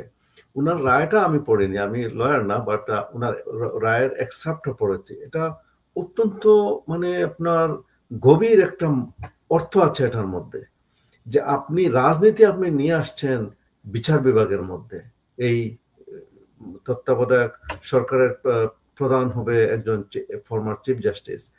এই যে জিনিসটা যে উনি এত সুন্দরভাবে এই রায়টার যে দিয়েছেন এবং এটার ব্যাকগ্রাউন্ড সবকিছু বিউটিফুল, মানে এটা একটা মানে বাংলাদেশের ল কোর্সে এটা পড়ানোর মতো একটা রায়। সেই চিফ জাস্টিস এখন জেলে।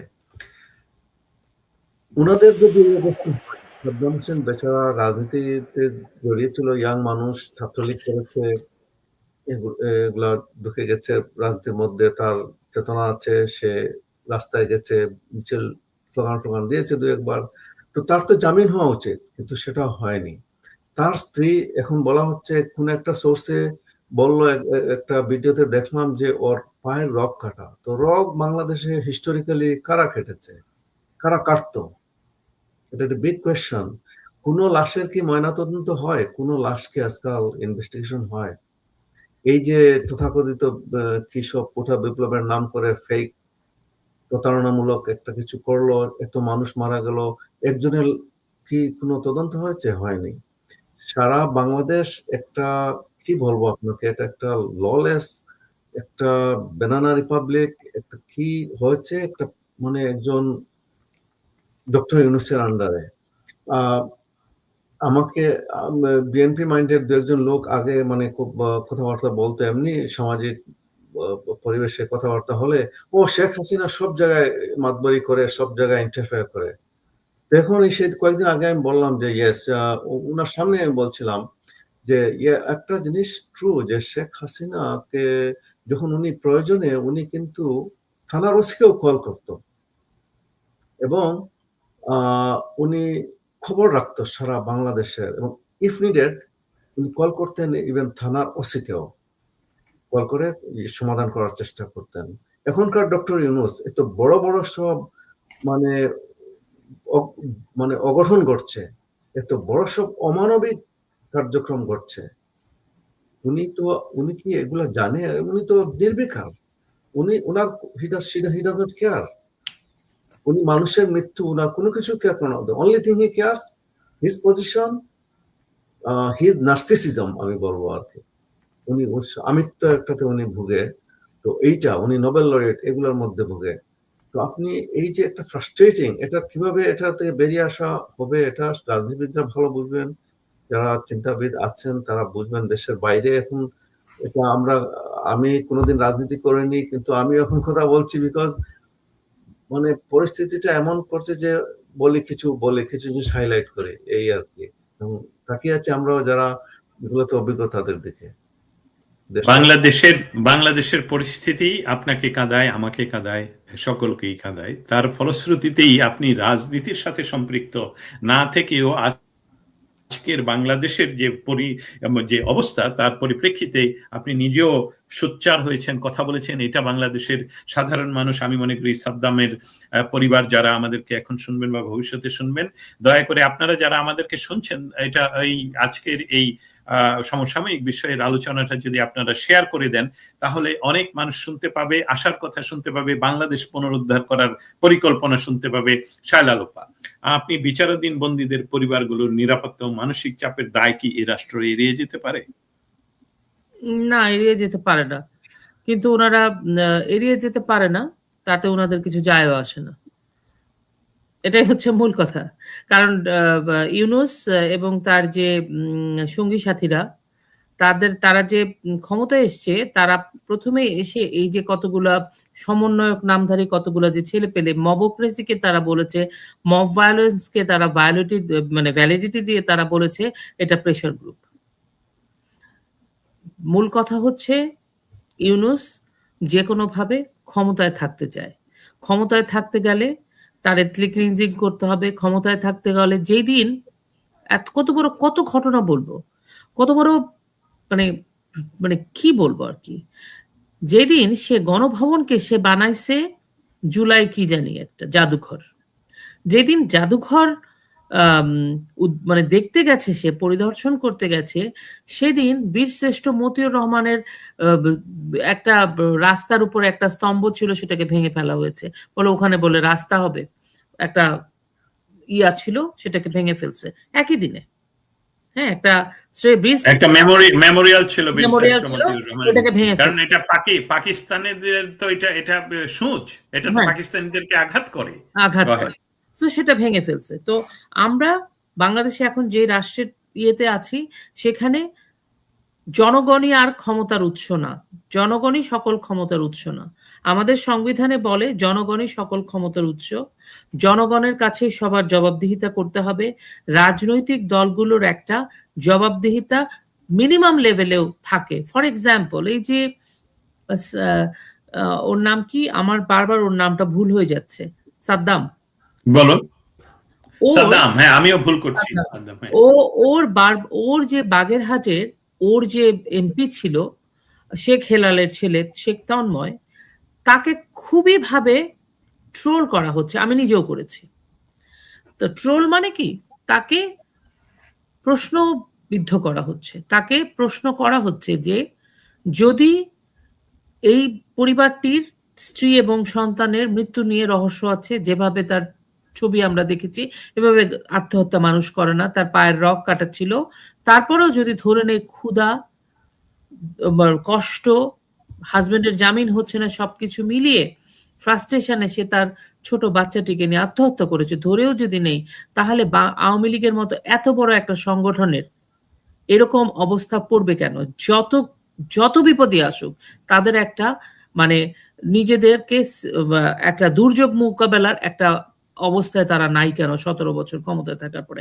আমরা কিন্তু ওই নেতাটাকে ধরতে পারছি, ওই নেতাটাকে আমি তার খারাপটা বলে এবার যে কথাটা বলতে চাই, যে আমরা কিন্তু বলছি শেখ তন্ময় কোথায় ছিল, শেখ হেলালের ছেলে কোথায় ছিল, তার এমপি, তার চেয়ারম্যান কোথায় ছিল, তারা কেন দেখে নাই? ইউনূসের বেলায় এই জবাবদিহিটা নাই।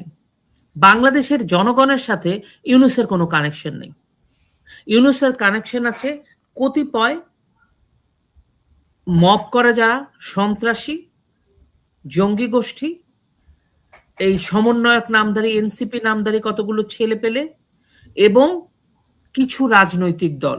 সেই রাজনৈতিক দলের মধ্যে জামাত, ইউনূস যে এজেন্ডা নিয়ে আসছে, সেখানে বাংলাদেশের মানুষের সাথে তার কোনো লেনা দেনাও নাই, ভদ্রলোকের কোনো কানেকশনও নাই, এবং উনি ফিলও করেন না বাংলাদেশের মানুষের জন্য, কারণ বাংলাদেশের মানুষ নিয়ে ওনার কোনো মাথা ব্যথা নাই। ওনার মাথা হচ্ছে সন্ত্রাস করে উনি বসে থাকবে ক্ষমতায়, বসে থাকবে আমৃত্যু। কারণ এটা খুব ভালো বলেছেন। আমি আপনাকে ধন্যবাদ জানাই যে ইকুয়েশনটা আপনি তৈরি করেছেন, যে রাজনৈতিক কানেকশন থাকলে দায়বদ্ধতা থাকে, যেমন আপনারা যেটা করছেন সেটা কিন্তু একটা গণতান্ত্রিক দায়বদ্ধতা, যে আমার কর্মী জেলে আছে এটা খুব মানে আই লাইক দ্যাট এই ইকুয়েশনটা। অমিত রয়, আমি অমিত রয়কে সিরিয়াস প্রশ্ন করার আগে আপনি আপনার নামটা যখনই বলি তখনই আমি শেষের কবিতার দিকে চলে যাই, কেন জানি। এটা এই একদম আমারও মাথায় ওটাই ঘুরতেছে, বুঝছেন? আমি অনেক কিছু ভাবতেছি। আমি একটু আগে এটা সার্চও করলাম, আমি অন্য একটা ঘটনা আর কি, ওই সময় শেষের কবিতার হেঁটে হেঁটে যাচ্ছিল না, দেখা হলো। কারণ ডক্টর শাব্বির ভাইয়ের নাম আমার উচ্চারণ করতে একটু কষ্ট হচ্ছে, আপনারা দেখতে পাচ্ছেন, কারণ শিব্বির বলে অভ্যস্ত, কিন্তু এই নামটা আরো সুন্দর। কিন্তু অমিতদার কথাটা আমি মাথায় চলে আসে, শুধু শেষের কবিতা মনে করলেই একদম দুর্দান্ত ভাবে চলে আসে। আমরা হাসছি জোর করে, কিন্তু আমরা কিন্তু এখানে কোনো হাস্যরস করছি না দর্শক শ্রোতা, আমাদের মনের ভিতরে গভীর ক্ষত। আপনারা দেখতে পাচ্ছেন দুইজন ব্যক্তি, যে দুইজন ব্যক্তি রাজনীতির সাথে তাদের কোনো সম্পৃক্ততাই আজীবন নেই। আমি সাংবাদিক হিসাবে ওনাদেরকে বলি যে রাজনীতির বাইরে পৃথিবীর কোনো মানুষ নেই বলেই কিন্তু আপনাদের এই আজকের অবস্থান। অমিত রয়, একজন অভিযুক্ত ব্যক্তিকে দীর্ঘদিন মুক্তি না দেওয়ার ক্ষেত্রে রাষ্ট্রের ন্যূনতম মানবিক দায়িত্ব কোথায় দাঁড়ায় বাংলাদেশে? প্লিজ। ন্যূনতম মানবিক দায়িত্ব তো নেই, আসলে তো এজেন্ডা হচ্ছে যে দুটো বড়াই, মনে হয় ওপেন স্ট্যান্ডিং অর্ডার আছে মনে হয়, বা লিখিত অলিখিত, সেটা হচ্ছে যে আওয়ামী লীগের লোকদের আর মাইনরিটিদের ছাড়বে না, কোনো জামিন দেওয়া নাই। আমি শুনিনি এ পর্যন্ত কোন মাইনরিটি জামিন পেয়েছে কিনা, বা আওয়ামী লীগের কেউ জামিন পেয়েছে কিনা। আওয়ামী লীগের একজনের জামিন পেয়েছে, সে হচ্ছে যে ওনার নাম ভুলে যাই আমি, শাখা চৌধুরীর কাজিন সাবের হোসেন চৌধুরী, উনি একমাত্র পেয়েছে। এই রহস্যটা আমি বুঝি না, আমি আর কারো জামিনের কথা শুনিনি। আজ মনে হয় অলিখিত ওরকম নির্দেশে আছে যে অপরাধের গুরুত্ব যতটুকুই হোক, আপনার আওয়ামী লীগের লোক আর মাইনরিটিদের অভিযুক্তদের কোনো জামিন দেওয়া যাবে না। কাজে মানবিকতার কি এসে গেল এখানে? অনেক কিছু তো দায় দায়িত্ব আছে, কিন্তু সে ওই যে লোপা বললেন, ওটা কে কেয়ার করছে? Nobody cares. ওরা তো যারা আছে, এবং আপনি যদি ভাবছেন যে ওরা আর 1 মাস আছে বা 2-3 সপ্তাহ আছে, তাহলে তো আরো কেয়ার করবে না, তাই না? কিন্তু এজেন্ডা তো আসলে সে না। এজেন্ডা ওই যে লোপা বললো যেটা, সেটা হচ্ছে যে ডক্টর ইউনূস, আবার সাব্বির বললো ডক্টর ইউনূস নার্সিজম, উনার এজেন্ডার মধ্যে চলছে কিন্তু সবকিছু। উনার একটাই গোল বাকি আছে, to be president of the country.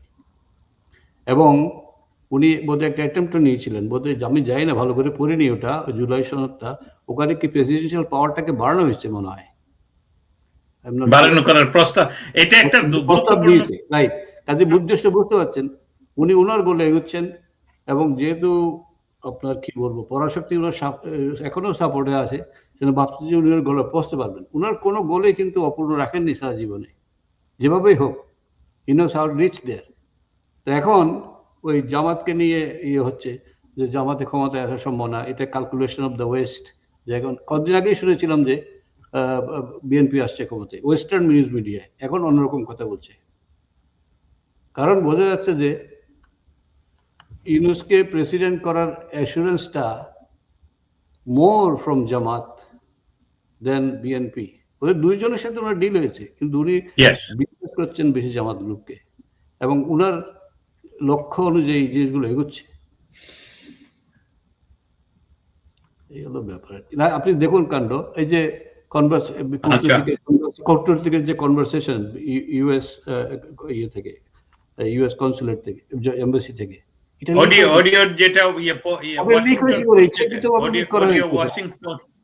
আচ্ছা ওটা লিক হতে পারে? এত কম সিকিউরিটি বাংলা, ওটা কি রেকর্ড করা হলো কিভাবে? ইচ্ছাকৃত ভাবে এটাকে আপনার আমি বলি অমিত দা, যে এটা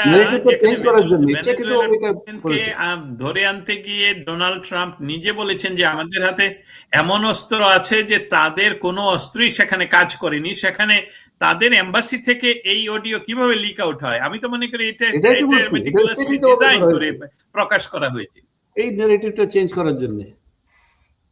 বিএনপি উইন করবে অনেকে, তো তারপরে চেঞ্জ করার জন্য এটা করা হয়েছে। আরেকটা বিষয় লক্ষ্য করবেন, ওই অডিও শুনলে দেখবেন যে যে কথা বলছে তাকে মনে হচ্ছে মাইক্রোফোনের সামনে বসে কথা বলছে। আমি যদি দূর থেকে রেকর্ড করব তাহলে তো এত স্পষ্ট উচ্চারণ একদম এত সুন্দরভাবে শোনা যাবে না। অসংখ্য ধন্যবাদ। এই এটা তো অথেন্টিকও মনে হয়, কারণ এই আমেরিকান এমবাসি বা কোথাও থেকে তো এটা প্রতিবাদ করা হয়নি, যেটা ফেক ওরা করেনি। ওই ফেকে তো না, এটা তো না, প্রতিবাদ করা হয়নি, কোনো প্রতিবাদ করা হয়নি।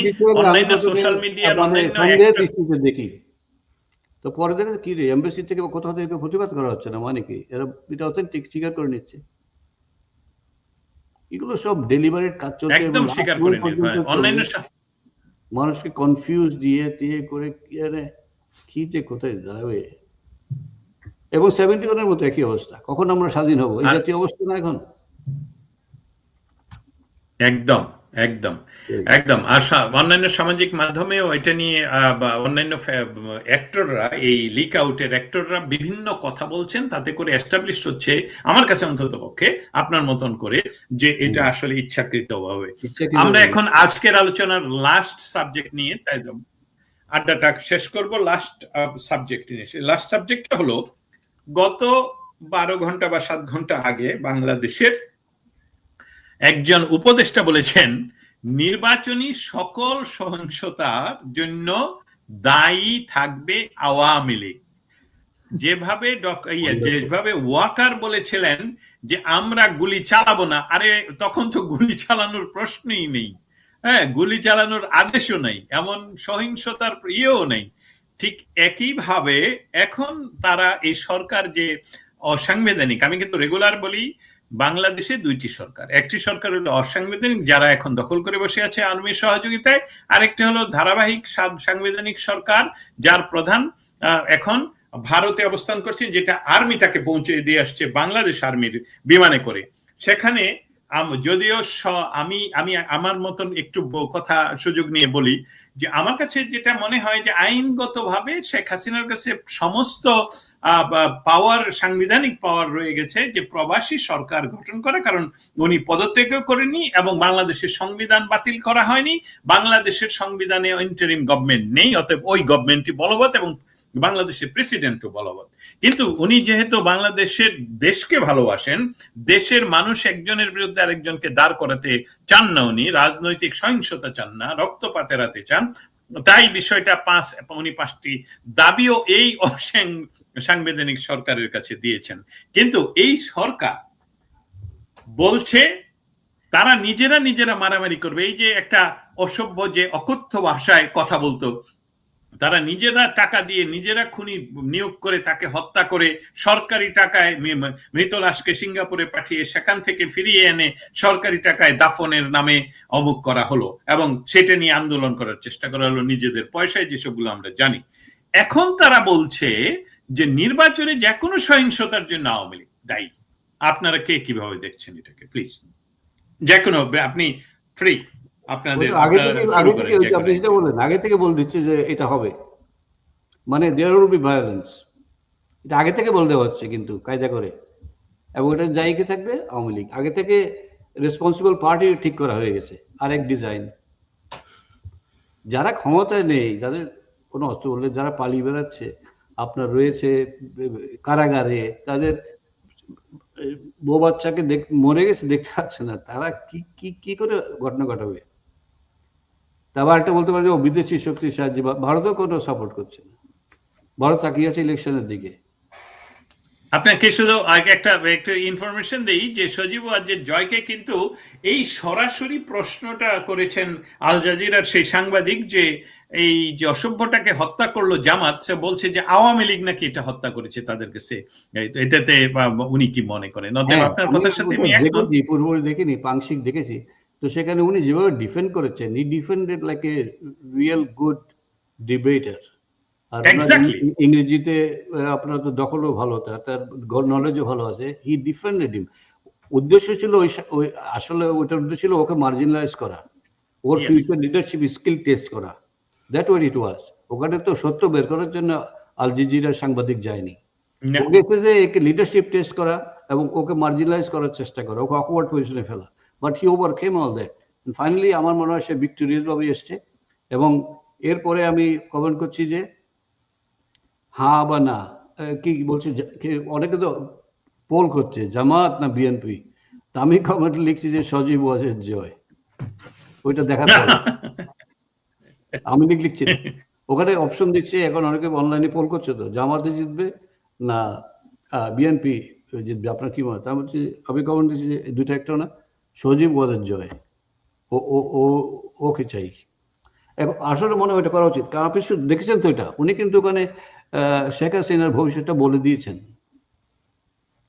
উনি দেশে যাবেন, দেশে গিয়ে রিটায়ারমেন্ট করবেন বলেছেন, কিন্তু কোয়াইট কারেক্ট, ভালো জিনিস বলেছেন। উনি বয়স্ক হয়ে গেছে, উনি এখন রিটায়ার করবেন, দ্যাটস কোয়াইট গুড, এবং কনফিডেন্টলি বলেছে। সে বলেনি যে দায়িত্বটা আমি নিতে পারবো, আমাদের মনে হচ্ছে যে আমি নিতে পারবো।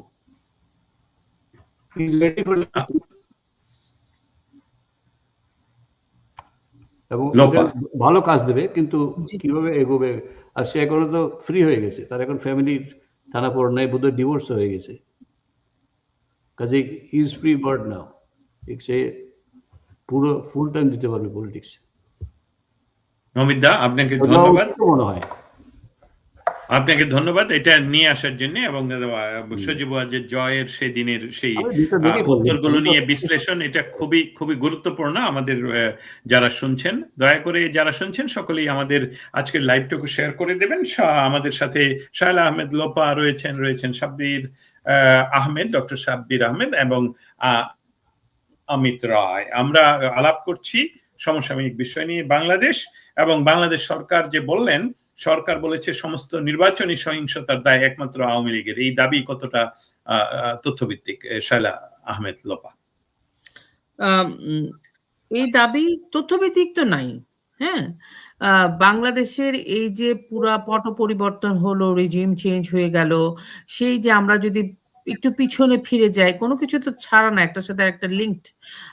যেমন 26 লাখ ভারতীয়, ফ্যাসিস্ট হাসিনা, খুনি হাসিনা, গণহত্যাকারী হাসিনা, আওয়ামী লীগ সন্ত্রাসী দল, ছাত্রলীগ সন্ত্রাসী সংগঠন, এগুলারই ধারাবাহিকতায় চলছে।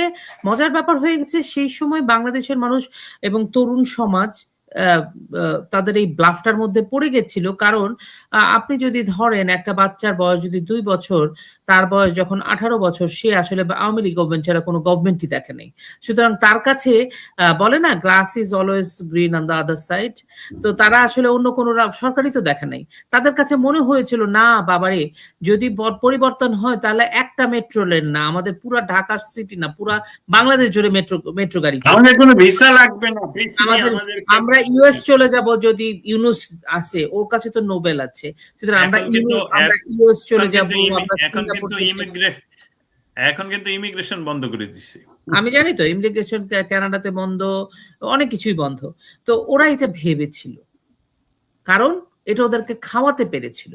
কিন্তু এখন যেটা হয়েছে কি জানেন, গত 20 মাসে মানুষের একটা ত্রাহি অবস্থা, 1.5 বছরে। হ্যাঁ, তাহলে বলবেন যে অবস্থার ইয়েটা তো দেখি না। আপনারা সোশ্যাল মিডিয়াতে আজকে একটু শোটা শেষ করে দেখেন, এই যে বাচ্চাটা এবং স্ত্রীটাকে যে কবর দিতে গেল, কতগুলো মানুষ হয়েছে। যখনই আওয়ামী লীগের কোন নেতা কর্মীর মানে দাফন বা সৎকার হয়, কত মানুষ হয়। এটা কি জানেন, এটা একটা নীরব প্রতিবাদ। তারা ধীরে ধীরে মানুষ জাগছে। এই যে দাদা বললেন না কিভাবে উঠবে, দাদা আপনি হয়তো জানেন, নিশ্চয়ই জানেন, কিছুদিন আগে শীতবস্ত্র বিতরণ করার জন্য একটা কনসার্ট করেছিল ঢাকাতে, ঢাকা ইউনিভার্সিটির মাঠে।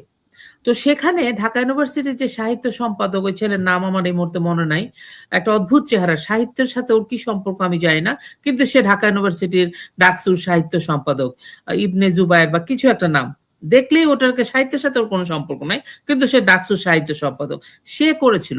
তো সে অনেক আগে, তার কিছুদিন আগে সে একটা বক্তব্য দিয়েছিল, কোন এলাকায় নাকি এমনই ইউরেনিয়াম আছে সেটা দিয়ে নাকি 5 বার ভারতকে ধ্বংস করে ফেলা যাবে। ওই যে দাতাল সদস্য, আমার নাম মনে নাই, দাতালি মনে আছে আমার। তো ওই ছেলে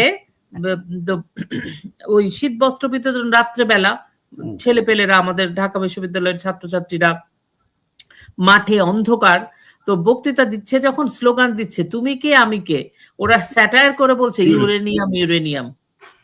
হ্যাঁ, ফান করতেছে, বলছে মেধা না কোটা, মেধা না কোটা, ওরা বলছে কোটা কোটা।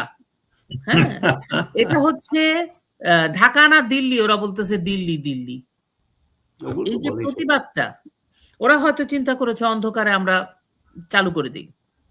এই যে প্রতিবাদটা, এই যে আপনি বললেন যে আমি প্রশ্ন করেছি কি, উত্তর কোথায় চলে গেল? প্রশ্নের সাথে আপনি যেটা বললেন যে লোপা, যে এই যে বলছে যে আওয়ামী লীগকে ওরা নিষিদ্ধ কার্যক্রম নিষিদ্ধ করে রাখছে, আওয়ামী লীগের ছাত্র সংগঠনকে সন্ত্রাসী সংগঠন বলে নিষিদ্ধ করে রাখছে, ছাত্রলীগকে, আওয়ামী লীগের মানুষরা দৌড়ের উপরে, আওয়ামী লীগের অধিকারী নাই, তার একটা আওয়ামী লীগের জেলে যারা আছে তাদের পরিবার পরিজনের সাথে মরে গেলেও দেখা করার পারমিশন নাই, হিন্দুদের জ্বালিয়ে পুড়িয়ে মেরে ফেলছে, মানে ভয়ঙ্কর অবস্থা, দৌড়ের উপরে রেখেছে। এখন নির্বাচন যদি হয়, আওয়ামী লীগের এখন কেউ যদি বলে বাংলাদেশে বসে কোনো হিন্দু ধর্ম মাননা করেছে, কোনো বোকা পাগলও এটা বিশ্বাস করবে না, এটা সম্ভবই না। ঠিক সেই রকম ভাবে আমি আবারও বলছি, কেউ যদি বাংলাদেশে বলে ও ধর্ম অবমাননা করেছে বলেই হিন্দুকে অ্যাটাক করা হয়েছে, এটা একটা সর্বৈব মিথ্যা কথা। কোন হিন্দু কেন, সেকুলারেরও এখনো সামর্থ্য নাই যে ধর্ম নিয়ে, ইসলাম ধর্ম নিয়ে বাংলাদেশে এই মুহূর্তে দাঁড়ায় কিছু বলে। ঠিক তেমনি ভাবে কোন আওয়ামী লীগের, ছাত্রলীগের, যুবলীগের বা স্বাধীনতার পক্ষের শক্তির সামর্থ্যই এখনো তারা জোগাড় করতে পারে নাই যে তারা মানে কোন ভোট কেন্দ্র বা ভোটের দিন কোন সহিংসতা করবে। সেটা যদি করতে পারতো তাহলে এইভাবে মাইর খাইতো না। সুতরাং তারা, এই লোক আগে থেকেই একটা আড়াল করে রাখছে। ওই যে এই লোক বলেছিল কয়েকদিন আগে, লুট করা অস্ত্র উদ্ধার হয় নাই, উদ্ধার করা যাচ্ছে না, অনেক আগের তার এটা একটা স্টেটমেন্ট। আমার কথা খুব মনে থাকে, কথাই আমার কাজ, কথা আমার মনে থাকে, রেফারেন্স আমি খুব ভালো টানতে পারি। কিছুদিন আগে সে বলছে আমি কথা দিচ্ছি লুট হওয়া অস্ত্র নির্বাচনে ব্যবহার হবে না। উনি জানে কেমনে? ওনার কাছে আছে অস্ত্রগুলো, ওনার কাছে অস্ত্র আছে, উনি জানে কার কাছে অস্ত্র আছে, উনি জানেন নির্বাচনের সময় সব অস্ত্র ব্যবহার করতে হবে, সেই জন্য উনি আগেই একটা দোষী দাঁড় করে রাখছে। শেষ। বুঝতে পারছি আমি দস্তগীর ভাই, সাব্বির ভাই, অমিত দা, আমি কি বলতে চাইলাম, স্কেপগোট রেডি করে রাখছে। স্কেপগোট বাংলাটা কি হবে? It's all under meticulous plan. এইটা একটা মেটিকুলাস প্ল্যান। উনি জানে অস্ত্র কোথায়, উনি জানে অস্ত্র ব্যবহার হবে, উনি জানে কে অপরাধী, উনি কাদেরকে বানাবে। সিম্পল এন্ড ফাইনাল কথা। কিন্তু তারা আগে বলে দিচ্ছে কেন? বলে দিচ্ছে কারণ ওরা তো জানে উত্তর দিতেন। হ্যাঁ, ও বলে দিচ্ছে কারণ ওরা আগের থেকে চাইছে। ওই যে বললাম, এটা কেন বললাম, তুমি কে আমি কে ইউরেনিয়াম, তারা যেই প্ল্যানে সরকারটাকে ফেলেছে সেই প্ল্যানটাই এক্সিকিউট করতে চাচ্ছে। আবার আগেই বলে দিচ্ছি আওয়ামী লীগই খারাপ, আগেই বলে দিচ্ছি আওয়ামী লীগই দুর্নীতি করেছে, আগেই বলে দিচ্ছি আওয়ামী লীগই গণহত্যা করে ফেলছে জুলাইতে। তো এগুলো কিছুই এখন আর যাচ্ছে না, ওই সেম টেকনিকই ফলো করার চেষ্টা করছে। আগেই সবাইকে বলে রাখছে যে নির্বাচনের দিনে কিন্তু গন্ডগোল হবে, নির্বাচনের দিনে কিন্তু আওয়ামী লীগে হবে। পাবলিকও এটা বিশ্বাস করবে। পাবলিককে উনি ধুর পাইছে, পাবলিক ওটা আর বিশ্বাস করবে না। যেটা উনি বলতে চাচ্ছে, পাবলিক ন্যারেটিভ, নতুন একটা পপুলার শব্দ আছে না, ন্যারেটিভ, উনি একটা ন্যারেটিভ দাঁড় করানো চাচ্ছে ইলেকশনের আগে, কিন্তু সেটা পাবলিক আর খাবে না। শেষ। ওই একই মেডিসিনে, ওই যে বলে না আমাদের সাথে জ্বর হলে প্যারাসিটামল খেলে এখন আর জ্বর যায় না, এখন অ্যান্টিবায়োটিক লাগে। মুশকিল হচ্ছে কি, এখন যদি না বলে, আমাদের সাথে মনে হচ্ছে আরো একজন আলোচক যুক্ত হয়েছেন, আওয়াজ শুনছি। চলে যাই তাহলে, আমার কাজ আছে। আমি সকাল 8টায় বসেছি, স্টিল পর্যন্ত আমার এখন আমরা আর কিছুক্ষণের মধ্যে শেষ করব, আরেকটু একসাথে শেষ করব কিছুক্ষণের মধ্যে। আমি শুনে আসি ডক্টর সাব্বির আহমেদ, সহিংসতায় দায় যদি একতরফাভাবে চাপানো হয় তাহলে বিশ্বাসযোগ্য তদন্তের জায়গা কোথায় থাকে? এই বিষয়ে, একই বিষয় সম্বন্ধে আপনার কাছ থেকে ক্লোজিং শুনতে চাই। জি, তো এটা আসলে তো ওই যে বলেন, বাকি দুজন আলোচক বললেন যে অলরেডি এগুলো প্ল্যানের মধ্যে তারা এটা করেছে। তারা দোষটা চাওয়াবে আওয়ামী লীগের উপর। এবং আমি সবসময় আমার একটা, যখন আমি কলেজে পড়ি, ইউনিভার্সিটিতে পড়ি, বা তার ওই সময় থেকে আমি দেখেছি আওয়ামী লীগের জন্য রাজনীতিটা অলওয়েজ খুব কঠিন ছিল। ইভেন বঙ্গবন্ধুর সময় কঠিন ছিল। আমি 74 সালে, আমি তখন ইন্টারমিডিয়েট ফার্স্ট ইয়ারে পড়ি, তখন ওই পেপারে পড়লাম সম্পূর্ণ জিনিসটা, তখন পেপার কম ছিল, 2-4টা পেপার ইত্তেফাকে বা এরকম জায়গায় পড়েছে, পত্রিকার নাম আর মনে নেই। ওই যে 7টা খুন হয়েছিল, সেটার জন্য যখন শফিউল আলম প্রধানকে প্রধান আসামি হিসেবে ধরা হলো, আমি পেপারে পড়েছিলাম তখন ওই যে মোটামুটি কাহিনীগুলা, যে কিভাবে হয়েছে ইন্টারনাল ফাইট বা এগুলোর জন্য। তো বঙ্গবন্ধু তখন মস্কোতে ছিলেন। উনি যখন ফিরে আসলেন, ফিরে আসার পর উনি ঢাকার পুলিশ অফিসারদেরকে বললেন যে আপনারা এখনো ক্রিমিনালদেরকে ধরলেন না কেন? বললে ওরা আমতামতা করছে যে তো অমুক, এটা তো আপনার পার্টি। বলে আরে আপনি ধরবেন, খুনিকে ধরবেন, এটা কে কোন পার্টি করে কি? আর এটার জন্য কি আমাকে বলে দিতে হবে আপনাকে, পুলিশ অফিসারকে? এটা বঙ্গবন্ধু ওই সময় বলেছিলেন। আমি আরেকজনের একটা লিখায় পড়েছি। কিন্তু আমি ওই সময় আমি দেখেছি আমাদের ক্যাম্পাসে ছাত্রলীগের ছেলেরা মিছিল করছে তখনকার বঙ্গবন্ধুর বিরুদ্ধে, যে শফিউল আলম প্রধান ভাইয়ের মুক্তি চাই স্লোগান দিয়ে। এই ছিল অবস্থা। তো আওয়ামী লীগ তার নিজের গড় সামলানোটাও ডিফিকাল্ট ছিল। এই যে আন্দোলনটা হলো, সেখানে আপনি দেখুন আওয়ামী লীগ পরিবারের, আওয়ামী লীগের, ছাত্রলীগের অনেক ছেলে কিন্তু এই কোটা নামক এক ইলুশন, এটার পিছনে, এক মরিচিকার পিছনে তারাও আন্দোলনে যোগ দিয়েছিল। তো এটা ডিফিকাল্ট। সবকিছু বিচার বিবেচনা করে এই যে প্রধানমন্ত্রী শেখ হাসিনা, আমি এখনো প্রধানমন্ত্রী বলি, এটা ডেলিবারেটলি বলি, ইচ্ছা করেই বলি। কেন? উনি এখনো প্রধানমন্ত্রী আইনত, সেই জন্য বলি, ফরমার বলতে পারি না। উনি এখনো প্রধানমন্ত্রী বাংলাদেশের আইন, সংবিধান সবকিছু অনুযায়ী। তো সেই জন্য উনি কনফ্লিক্ট, কেওয়াস এবং এগুলো অ্যাভয়েড করতে গিয়ে উনি একটা খুবই একটা আপনার অসহিংস একটা ডাক দিয়েছেন যে তোমরা ভোট দিতে যাও না, বর্জন করার। তো এটা তো ওনার খুবই একটা আপনার ছাড়া, হিংসা ছাড়া একটা পদক্ষেপ।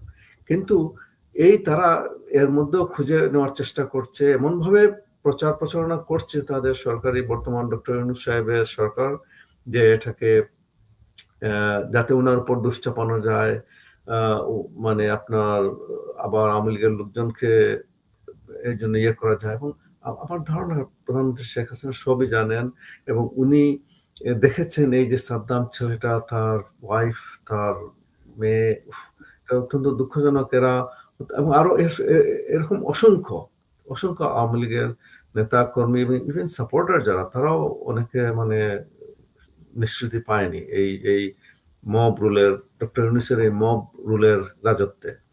তো এইসব হিসাব নিকাশ করেই উনি একটা মানে খুবই অহিংস একটা ডাক দিয়েছেন। কিন্তু গভর্নমেন্ট তো তাদের প্ল্যান আছে অনেক কিছু, তারা মাল্টিপল প্ল্যান নিয়ে এগোচ্ছে এবং সেজন্য ইয়ে করছে। এবং বিচারের, আপনি যে বলছেন তাহলে ন্যায় বিচার কি, ন্যায় বিচার তো তাদের কাছে কিছু নেই। ন্যায় বিচার বলে বাংলাদেশে এখন কিছু নেই। এমন সব অন্যায় করছে, যে এত বড় বড় অন্যায় করছে যে আপনি কোনটা রেখে কোনটার প্রতিবাদ করবেন। তো যার ফলে হচ্ছে কি, এই যে বাংলাদেশের মানবাধিকার কর্মী, বিশেষভাবে আমি বলবো মিস সুলতানা কামাল, উনি কোনটা রেখে কোনটা বলবেন। তো উনি হয়তো ব্যাখ্যা হয়ে গেছেন যে না, তাহলে আর বসেই থাকে। উনারা কিন্তু খুবই আমাদের ইয়ে লাগে ওই জন্য, যে আওয়ামী লীগের সময় পান থেকে চুন খসলে ওনারা মানে ইয়ে করতেন আর কি, চিৎকার দিয়ে উঠতেন ছোটখাটো কিছুতেও। আমি দেখেছি ওনারাদের সরব টিভিতে দেখতাম অনেক সময়, এটা চাই ওটা চাই, এটা হতে হবে ওটা হতে হবে। কিন্তু এখন সবাই নির্বিকার। আর আমরা এই মানে নোবেল লরিয়েট, শান্তির দূতের দেশে ন্যায় বিচার আমরা আশা করতে পারি না, এরকম একটা পরিস্থিতি এখন। অসংখ্য ধন্যবাদ আজকের এই সমসাময়িক বিষয় নিয়ে অনির্ধারিত আমাদের এই আড্ডা। আপনাদের তিনজনকে অসংখ্য ধন্যবাদ জানাচ্ছি। শেষ হচ্ছে না শেষ, বাংলাদেশের সকল শ্রোতারা আপনাদের তিনজনের কাছ থেকে আশার বাণী শুনতে চায়, মিথ্যা আশ্বাস শুনতে চায় না।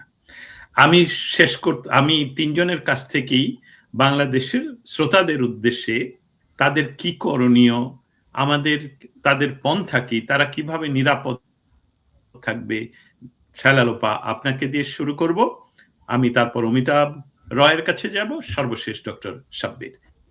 শালালো। অনেক ধন্যবাদ। আশার বাণী শুনতে চাই। আশার বাণী এখন যখন আমার পরিবার, আমি সবাইকে হারিয়ে ফেলছি। না না, আপনার কথা আমরা সকলে শুনছি। ও আচ্ছা, আমার নিশ্চয়তা, আমাকেও তো কিছু ইনিশিয়েটিভ নিতে হবে। ইনিশিয়েটিভ যেটা নিতে হবে সেটা হচ্ছে, সবচেয়ে বড় কথা হচ্ছে এই ভোটটা যে হচ্ছে, এই ভোটটাকে এটা মুক্ত এবং নিরপেক্ষ নির্বাচন নয়। এই নির্বাচনটা আসলে আমাদের বর্জন করতে হবে। এটা হচ্ছে আমার কথা। এবং সহিংসতা যে হচ্ছে, সেখানে হচ্ছে একা একা প্রতিবাদ করে এখন কাজ হবে না, কালেকটিভলি প্রতিবাদ করতে হবে, নিজের প্রতিবেশীর দিকে খেয়াল রাখতে হবে, এবং প্রতিবাদটা যেন প্রতিধ্বনিত হয়, পৃথিবীর আনাচে কানাচে যেন ছড়িয়ে যায়, যে বাংলাদেশের মানুষের এই বিপদে, আমরা বিপদে আছি।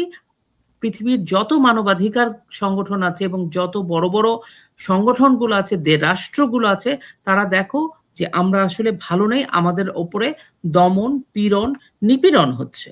তো এগুলোর জন্য আমাদেরকে আসলে ঐক্যবদ্ধ হয়ে প্রতিবাদটা করতে হবে, এটা আমি মনে করি। আন্তর্জাতিক পর্যায়ে আপনারা কি কিছু করছেন? আন্তর্জাতিক পর্যায়ে আমরা কাজ করছি। দস্তগীর ভাই, আপনি জানেন যে আমরা আন্তর্জাতিক পর্যায়ে কাজ করছি। একটা জিনিস আমরা যেটা বলবো সেটা হচ্ছে যে শেখ হাসিনা সরকারের এই ব্যর্থতার কথা আমি সবসময় বলি। সেটা হচ্ছে শেখ হাসিনা সরকারের সবচাইতে বড় আমার কাছে যেটা ব্যর্থতা মনে হয়, শেখ হাসিনার সরকারের ব্যর্থতা ছিল, শেখ হাসিনা সরকার অনেক উন্নয়ন করেছে, বাংলাদেশ রাষ্ট্রটা বাংলাদেশের মানুষের জন্য অনেক কিছু করেছে, কিন্তু নেতারা তাদের রাজনৈতিক দলটাকে সেভাবে ঠিকমতো পরিচর্যা করে নাই, সঠিক লোক সঠিক জায়গায় নিয়োগ দেওয়া হয় নাই, নিজের দলের সাংগঠনিকভাবে দুর্বল, ভীষণভাবে দুর্বল হয়ে গেছিল। আর সবচেয়ে বড় কথা, আন্তর্জাতিক যে এখন তো আমরা বুঝি যে আন্তর্জাতিক শক্তিগুলো একটা বিরাট ভূমিকা রাখে আমাদের মতো দেশগুলোতে পট পরিবর্তনে, সেই জায়গাটায় বোধহয় ঠিক মতো কাজটা করা হয় নাই। আন্তর্জাতিকভাবে একটা ভীষণভাবে একটা নেগেটিভ ধারণা শেখ হাসিনা সরকারের সম্পর্কে, শেখ হাসিনা সম্পর্কে ছিল। কারণ শেখ হাসিনা যা কিছু বলেন ডাইরেক্টলি বলেন, মুখে মুখে একদম বলেন, তার রিজনও ছিল কারণ বঙ্গবন্ধু কন্যা সবসময় সমস্ত জায়গায় পৃথিবীর যত কান্ট্রির সাথে ওনার নেগোসিয়েশন হয় উনি সবার প্রথমেই থাকে আমার বাংলাদেশ কি পাবে। এই যে আমরা এখন শুনি ইউনুস কম্প্রোমাইজ করছে, সব দিয়ে দিচ্ছে দেশের ক্ষমতায় থাকার জন্য। বিএনপি বলছে আমরা যা চাও তাই দিব, আমাদের ক্ষমতায় নাও। জামাত তো রাজি আছে, আমরা তারা ক্ষমতায় যাবে, বাংলাদেশ এইটা দিবে। তো শেখ হাসিনা বঙ্গবন্ধু কন্যা এটা করেন নাই। এখন বাংলাদেশের মানুষের রাষ্ট্রটা আসলে রাষ্ট্রের মানুষগুলোকে বুঝতে হবে। তাহলে এখানেও সত্যি কথা বলতে শেখ হাসিনা সরকারের এবং আওয়ামী লীগ সরকার তো না, আওয়ামী লীগকে কাজ করতে হবে আন্তর্জাতিকভাবে, যেটা তারা করছে বলে আমি জানি। এবং শেখ হাসিনা সম্পর্কে এবং শেখ হাসিনার সম্পর্কে যে নেতিবাচক ধারণা আন্তর্জাতিকভাবে আন্তর্জাতিক অনেকগুলো দেশের ছিল সেটা আসলে পরিবর্তিত হয়ে গেছে। বাংলাদেশ এখন অন্যভাবে শেখ হাসিনাকে পর্যালোচনা করছে, বোঝার চেষ্টা করছে এবং দেখবেন সেই জন্য পৃথিবীর সকল গণমাধ্যম, বড় বড় গণমাধ্যম শেখ হাসিনার বিবৃতি দিচ্ছে, ছাপছে, ইন্টারভিউ ছাপছে এবং ইন্টারভিউর জন্য লাইন আছে পড়ে গেছে এবং আমরা সামনে আরো অনেক কিছু দেখতে পাবো। সুতরাং পরিবর্তন তো আসবেই, সবাই যার যার জায়গা থেকে করতে হবে। বাংলাদেশের ভিতরে যারা আছে সাধারণ মানুষ, তাদেরকেও করণীয় আছে, তাদেরকে করণীয় মূল ব্যাপার তরুণরা করবে, ঐক্যবদ্ধ হয়ে প্রতিবাদটা করতে হবে। যেভাবে 24-এ ভুলভাবে বিভ্রান্তিতে পড়ে রাস্তায় নেমে এসেছিল, প্রতিবাদ করেছিল, এখন নিজের অধিকার আদায়ের জন্য আসলে এইভাবে একটা ঐক্যবদ্ধ প্রতিবাদ করতে হবে, প্রতিরোধ করতে হবে, অন্যায়কে না বলতে হবে। অমিত রায় আশার কথা শোনাতে বলছেন, ভাবতে খারাপ লাগে যে একটা দেশ নিজের একটা মেরুদণ্ডের উপর দাঁড়াচ্ছিল আর ঠিক সেই সময়ে তাকে পরনির্ভর করে ফেলা হলো। এখন আমাদের নির্ভরতা অনেকটা নিজের দেশের ভিতর প্লাস বাইরের দিকে চলে গেছে। আমরা বাইরের সাপোর্ট চাচ্ছি আমাদের নতুন করে আবার গণতন্ত্র ফিরিয়ে আনার জন্য। যাই হোক, তবে এই এখন ভিতর থেকে লোপা যা বললেন আমরা সমর্থন করি। নিচে ভেতর থেকে সবাইকে ঐক্যবদ্ধ হয়ে আস্তে আস্তে এগোতে হবে, কিন্তু এর জন্য এগুলো কোঅর্ডিনেশন করতে হবে আওয়ামী লীগের লিডারশিপকে, বাইরে থেকে হোক ভিতর থেকে হোক। এবং সম্ভাবনা আপনার ওই যে প্রগ্রেসিভ ফোর্স নিয়ে এই পদ্ধতিটা খুব স্লো হবে, কিন্তু আমরা যেহেতু রক্তপাত চাই না বা সশস্ত্র সংগ্রাম চাই না বা সশস্ত্র বিপ্লব চাই না, কাজেই আস্তে আস্তে এভাবে যেতে হবে আর কি, সবাই ঐক্যবদ্ধ হয়ে। আর জেনজি সম্পর্কে অনেকে আপনার আপনি লোপারকে আমি সাপোর্ট করছি এখানে, জেনজি সম্পর্কে অনেকে ব্ল্যাঙ্কেট দিচ্ছে, বলে জেনজিরা ওয়েস্টেড, তারা সবাই এরকম কি বলে যে রিক্রিয়েশনে হয়ে গেছে, তারা মৌলবাদের পক্ষে। এটা নয়, এটা জেনজির একটা অংশ এবং আমার ধারণা সে অংশটা কম। কাজেই ওই সবাই যদি ঐক্যবদ্ধ হয় এবং তার সাথে নতুন যারা জেনজি যাদেরকে বলা হচ্ছে, তাদের এনার্জি সবচেয়ে বেশি, যারা হয়তো এই যে একটাই গভর্নমেন্ট দেখেছে তাদের লাইফে এর আগে এবং ইজিলি কম্পেয়ার করতে পারছে, এখন তাদেরকে অনেক পিছনে যেতে হচ্ছে না, মুক্তির দিকে যেতে হচ্ছে না, তারা এখন ইজিলি কম্পেয়ার করতে হচ্ছে। তারা যখন ছোট ছিল কি আর এখন আরেকটা গভর্নমেন্ট কি তাদের আশা দিয়েছিল, কি তাদের বলেছিল এবং কি হয়েছে। কাজে ওই জেনজির একটা বড় আপনার ওই কি বলে যে ভূমিকা রাখবে, অবশ্যই রাখবে, ওরাই নেতৃত্ব দেবে, ওরাই এগিয়ে আসবে, কিন্তু লিডারশিপের চেঞ্জ হওয়া দরকার। তো আসার কথা এটা ওই যে ডক্টর সাব্বির আহমেদ এই লাইনে পরিবর্তন আসবেই, তবে একটু স্লো হবে আর কি। জি, আমি বলছি যে আপনার দর্শক শ্রোতা শুধু নয়, আমি নিজেও আসার কথা শুনতে চাই। আমিও এই দিকে আমি তাকিয়ে আছি সব সময়, প্রত্যেক দিন। আমি যেভাবে 1971 সালে আমি যেভাবে মর্নিং এ উঠে বিবিসি কি বললো জানার চেষ্টা করতাম, আকাশবাণী শুনতাম, রাত্রে ভয়েস অফ আমেরিকা শুনতাম যে কি, তার স্বাধীন বাংলা বেতার শুনতাম রাত্রে, সব শুনে তারপর একটা আশার বাণী, আশার কথা শুনতে চাইতাম। আমিও চাই। তবে এখানে আমি বলবো যে যারা বাংলাদেশে আছেন, যারা আওয়ামী লীগের সমর্থক এবং বিশেষ করে আওয়ামী লীগের যারা কর্মী নেতা যারা আছেন, হ্যাঁ অবশ্যই আপনারা ভালো রাজনীতি করেন, আপনারা রাজনীতি করেন, আপনারা ভালো বুঝবেন, কিন্তু সেফটি ফার্স্ট, আপনারা নিজেদেরকে সেফ রাখবেন এবং এর মধ্যেই আপনারা সংগঠিত হবেন, আমি আমি আশা করি। আর আরেকটা জিনিস হচ্ছে যে যে সেই 71 থেকে আমাদের দুঃসময়ের বন্ধু কিন্তু ভারত, একদম আমাদের মানে পার্শ্বের দেশ, এবং বর্তমানে প্রধানমন্ত্রী শেখ হাসিনা উনিও জীবিত আছেন, এই এবং আওয়ামী লীগও আছে, এখনো আছে, যদিও ডক্টর ইউনূস ব্যান করেছেন, কিন্তু আওয়ামী লীগ আছে। এই দুই শক্তি এখনো আছে এবং আমরা, আমার মতো যারা আমরা রাজনীতি করিনি কিন্তু আমরা সমর্থন করি, আমরা চাই বাংলাদেশ একটা সেকুলার, একটা ডেমোক্রেটিক, একটা মুক্তিযুদ্ধের পক্ষের। আমি রাজনীতি করিনি কিন্তু আমি মুক্তিযুদ্ধের পক্ষের মানুষ। মুক্তিযুদ্ধ আমার কাছে খুব ইম্পর্টেন্ট, কারণ এইটা আমাদের স্বাধীনতা দিয়েছে, বহু বৎসর পরে বাঙালি তার বাংলাদেশ পেয়েছে। এবং পাকিস্তানের সময় আমার মনে আছে, স্মৃতিতে মনে আছে, আমি ক্লাস 5, 6, 7, 8 পর্যন্ত পরিষ্কার পাকিস্তান মনে আছে। ওই সময়কার পাকিস্তানিদের মনোভাব কিছু কিছু তো পড়েছি, অবজার্ভও করেছি কিছু। সো জিনিসটা এখনকার জেনারেশন এটা বুঝবে না। তাদের জন্য শুধু এইটুকু বলবো যে একজন পাকিস্তানি মানে ইনফরমেশন মিনিস্টার 16ই ডিসেম্বর ইয়াহিয়া খানকে গিয়ে চার্জ করেছিল। সে পাকিস্তানের যে 93,000 সোলজার যারা মানে সারেন্ডার করেছে, এই আত্মসমর্পণকে সে অপমান হিসাবে, এবং এটা সে নিতে পারে নাই। সে গিয়ে ইনফরমেশন সেক্রেটারি রুয়েদাত খান, সে ইয়াহিয়া খানকে বলেছিল যে তুমি মানে আপনি কি করলেন যে আমাদের এতগুলো সোলজার এত সব মানে আজকে আত্মসমর্পণ করতে হচ্ছে। তো পাকিস্তানের প্রেসিডেন্ট বলেছিল যে ও ছুড় দো, ও সব খালে সালে বাঙ্গালকে ছুড় দো। তো রিয়াদাত খানের খারাপ লেগেছে যে এরকম ভাবে সে ওই ছুড় দো বলে এটা করল। আমি বাঙালি বর্তমান জেনারেশন এবং যারা এখন পাকিস্তানের মুহে আছেন তাদেরকে বলবো, পাকিস্তানের প্রেসিডেন্টের মনোভঙ্গি থেকে আপনি বুঝতে পারবেন বাঙালিকে তারা কি মনে করতো। ও ছুটে কালে সালে বাঙ্গালকে ছুড় দো। সো এইটার বিরুদ্ধে দাঁড়িয়েছিল আওয়ামী লীগ, এখনো আওয়ামী লীগ আছে এবং আমাদেরকে সাহায্য করেছে ভারত। এই দুই শক্তি আছে। প্রধানমন্ত্রী শেখ হাসিনা এখনো জীবিত আছেন এবং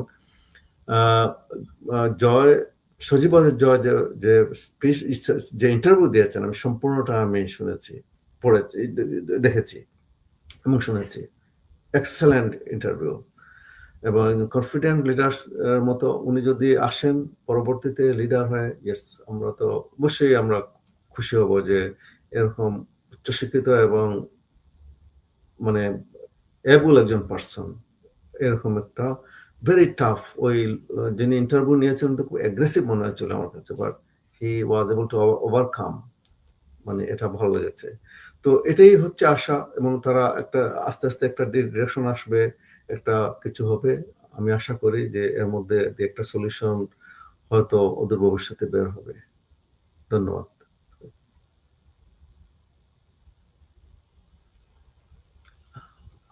শোনা যাচ্ছে? অসংখ্য ধন্যবাদ। আপনার তিনজনের কাছে অসংখ্য কৃতজ্ঞতা প্রকাশ করছি ভয়েসের পক্ষ থেকে। আমার সাথে যিনি সার্বিক সহযোদ্ধা হিসাবে কাজ করে যাচ্ছেন, আজকের তিনজন প্রধান আলোচকের একজন আলোচক সায়লা লোপা, আপনাকে অসংখ্য ধন্যবাদ। অমিত রয়, আপনাকে অসংখ্য ধন্যবাদ, এবং ডক্টর সাব্বির আহমেদ, আপনাদেরকে এই প্রাণবন্ত আলোচনায়। দর্শক শ্রোতারা, আমরা জানি যে আপনাদের যে মনের কষ্ট, আপনারা যে প্রতিকার চাচ্ছেন, সেই প্রতিকার একদিনেই শেষ আমরা হয়তোবা করতে পারবো না। 9 মাসের যুদ্ধে বাংলাদেশ স্বাধীন হয়েছিল বটে, কিন্তু 71 কিন্তু এখনো চলমান। আজকের যে প্রেক্ষাপট, সেই প্রেক্ষাপট আমরা এমন ভাবে নিচ্ছি বা আপনাদেরও গ্রহণ করা উচিত যে কষ্ট যতই হোক, রক্তক্ষরণ শারীরিক রক্তক্ষরণ, মানসিক বা অন্তর রক্তক্ষরণের বিনিময়ে হলেও এই দেশকে আমরা পুনরুদ্ধার করব, যেখানে আমরা যে প্রথম বলেছিলাম এই আলোচনার রাজাকার শব্দটি, রাজাকার শব্দের যে অর্থই হোক না কেন, বাংলাদেশে রাজাকার মানেই ঘৃণ্য, বাংলাদেশে মির্জাফর মানেই বিশ্বাসঘাতক।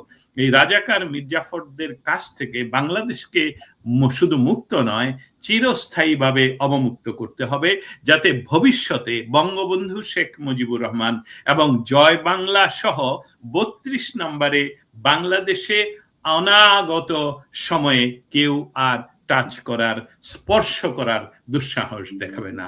আবারও আমরা এই ধরনের আড্ডা নিয়ে আপনাদের সামনে প্রতিনিয়তই হাজির হব। সবাইকে অসংখ্য ধন্যবাদ, ভালো থাকবেন। ওয়াশিংটন ডিসি থেকে আমি এতক্ষণ ছিলাম আপনাদের সাথে দস্তগীর জাহাঙ্গীর।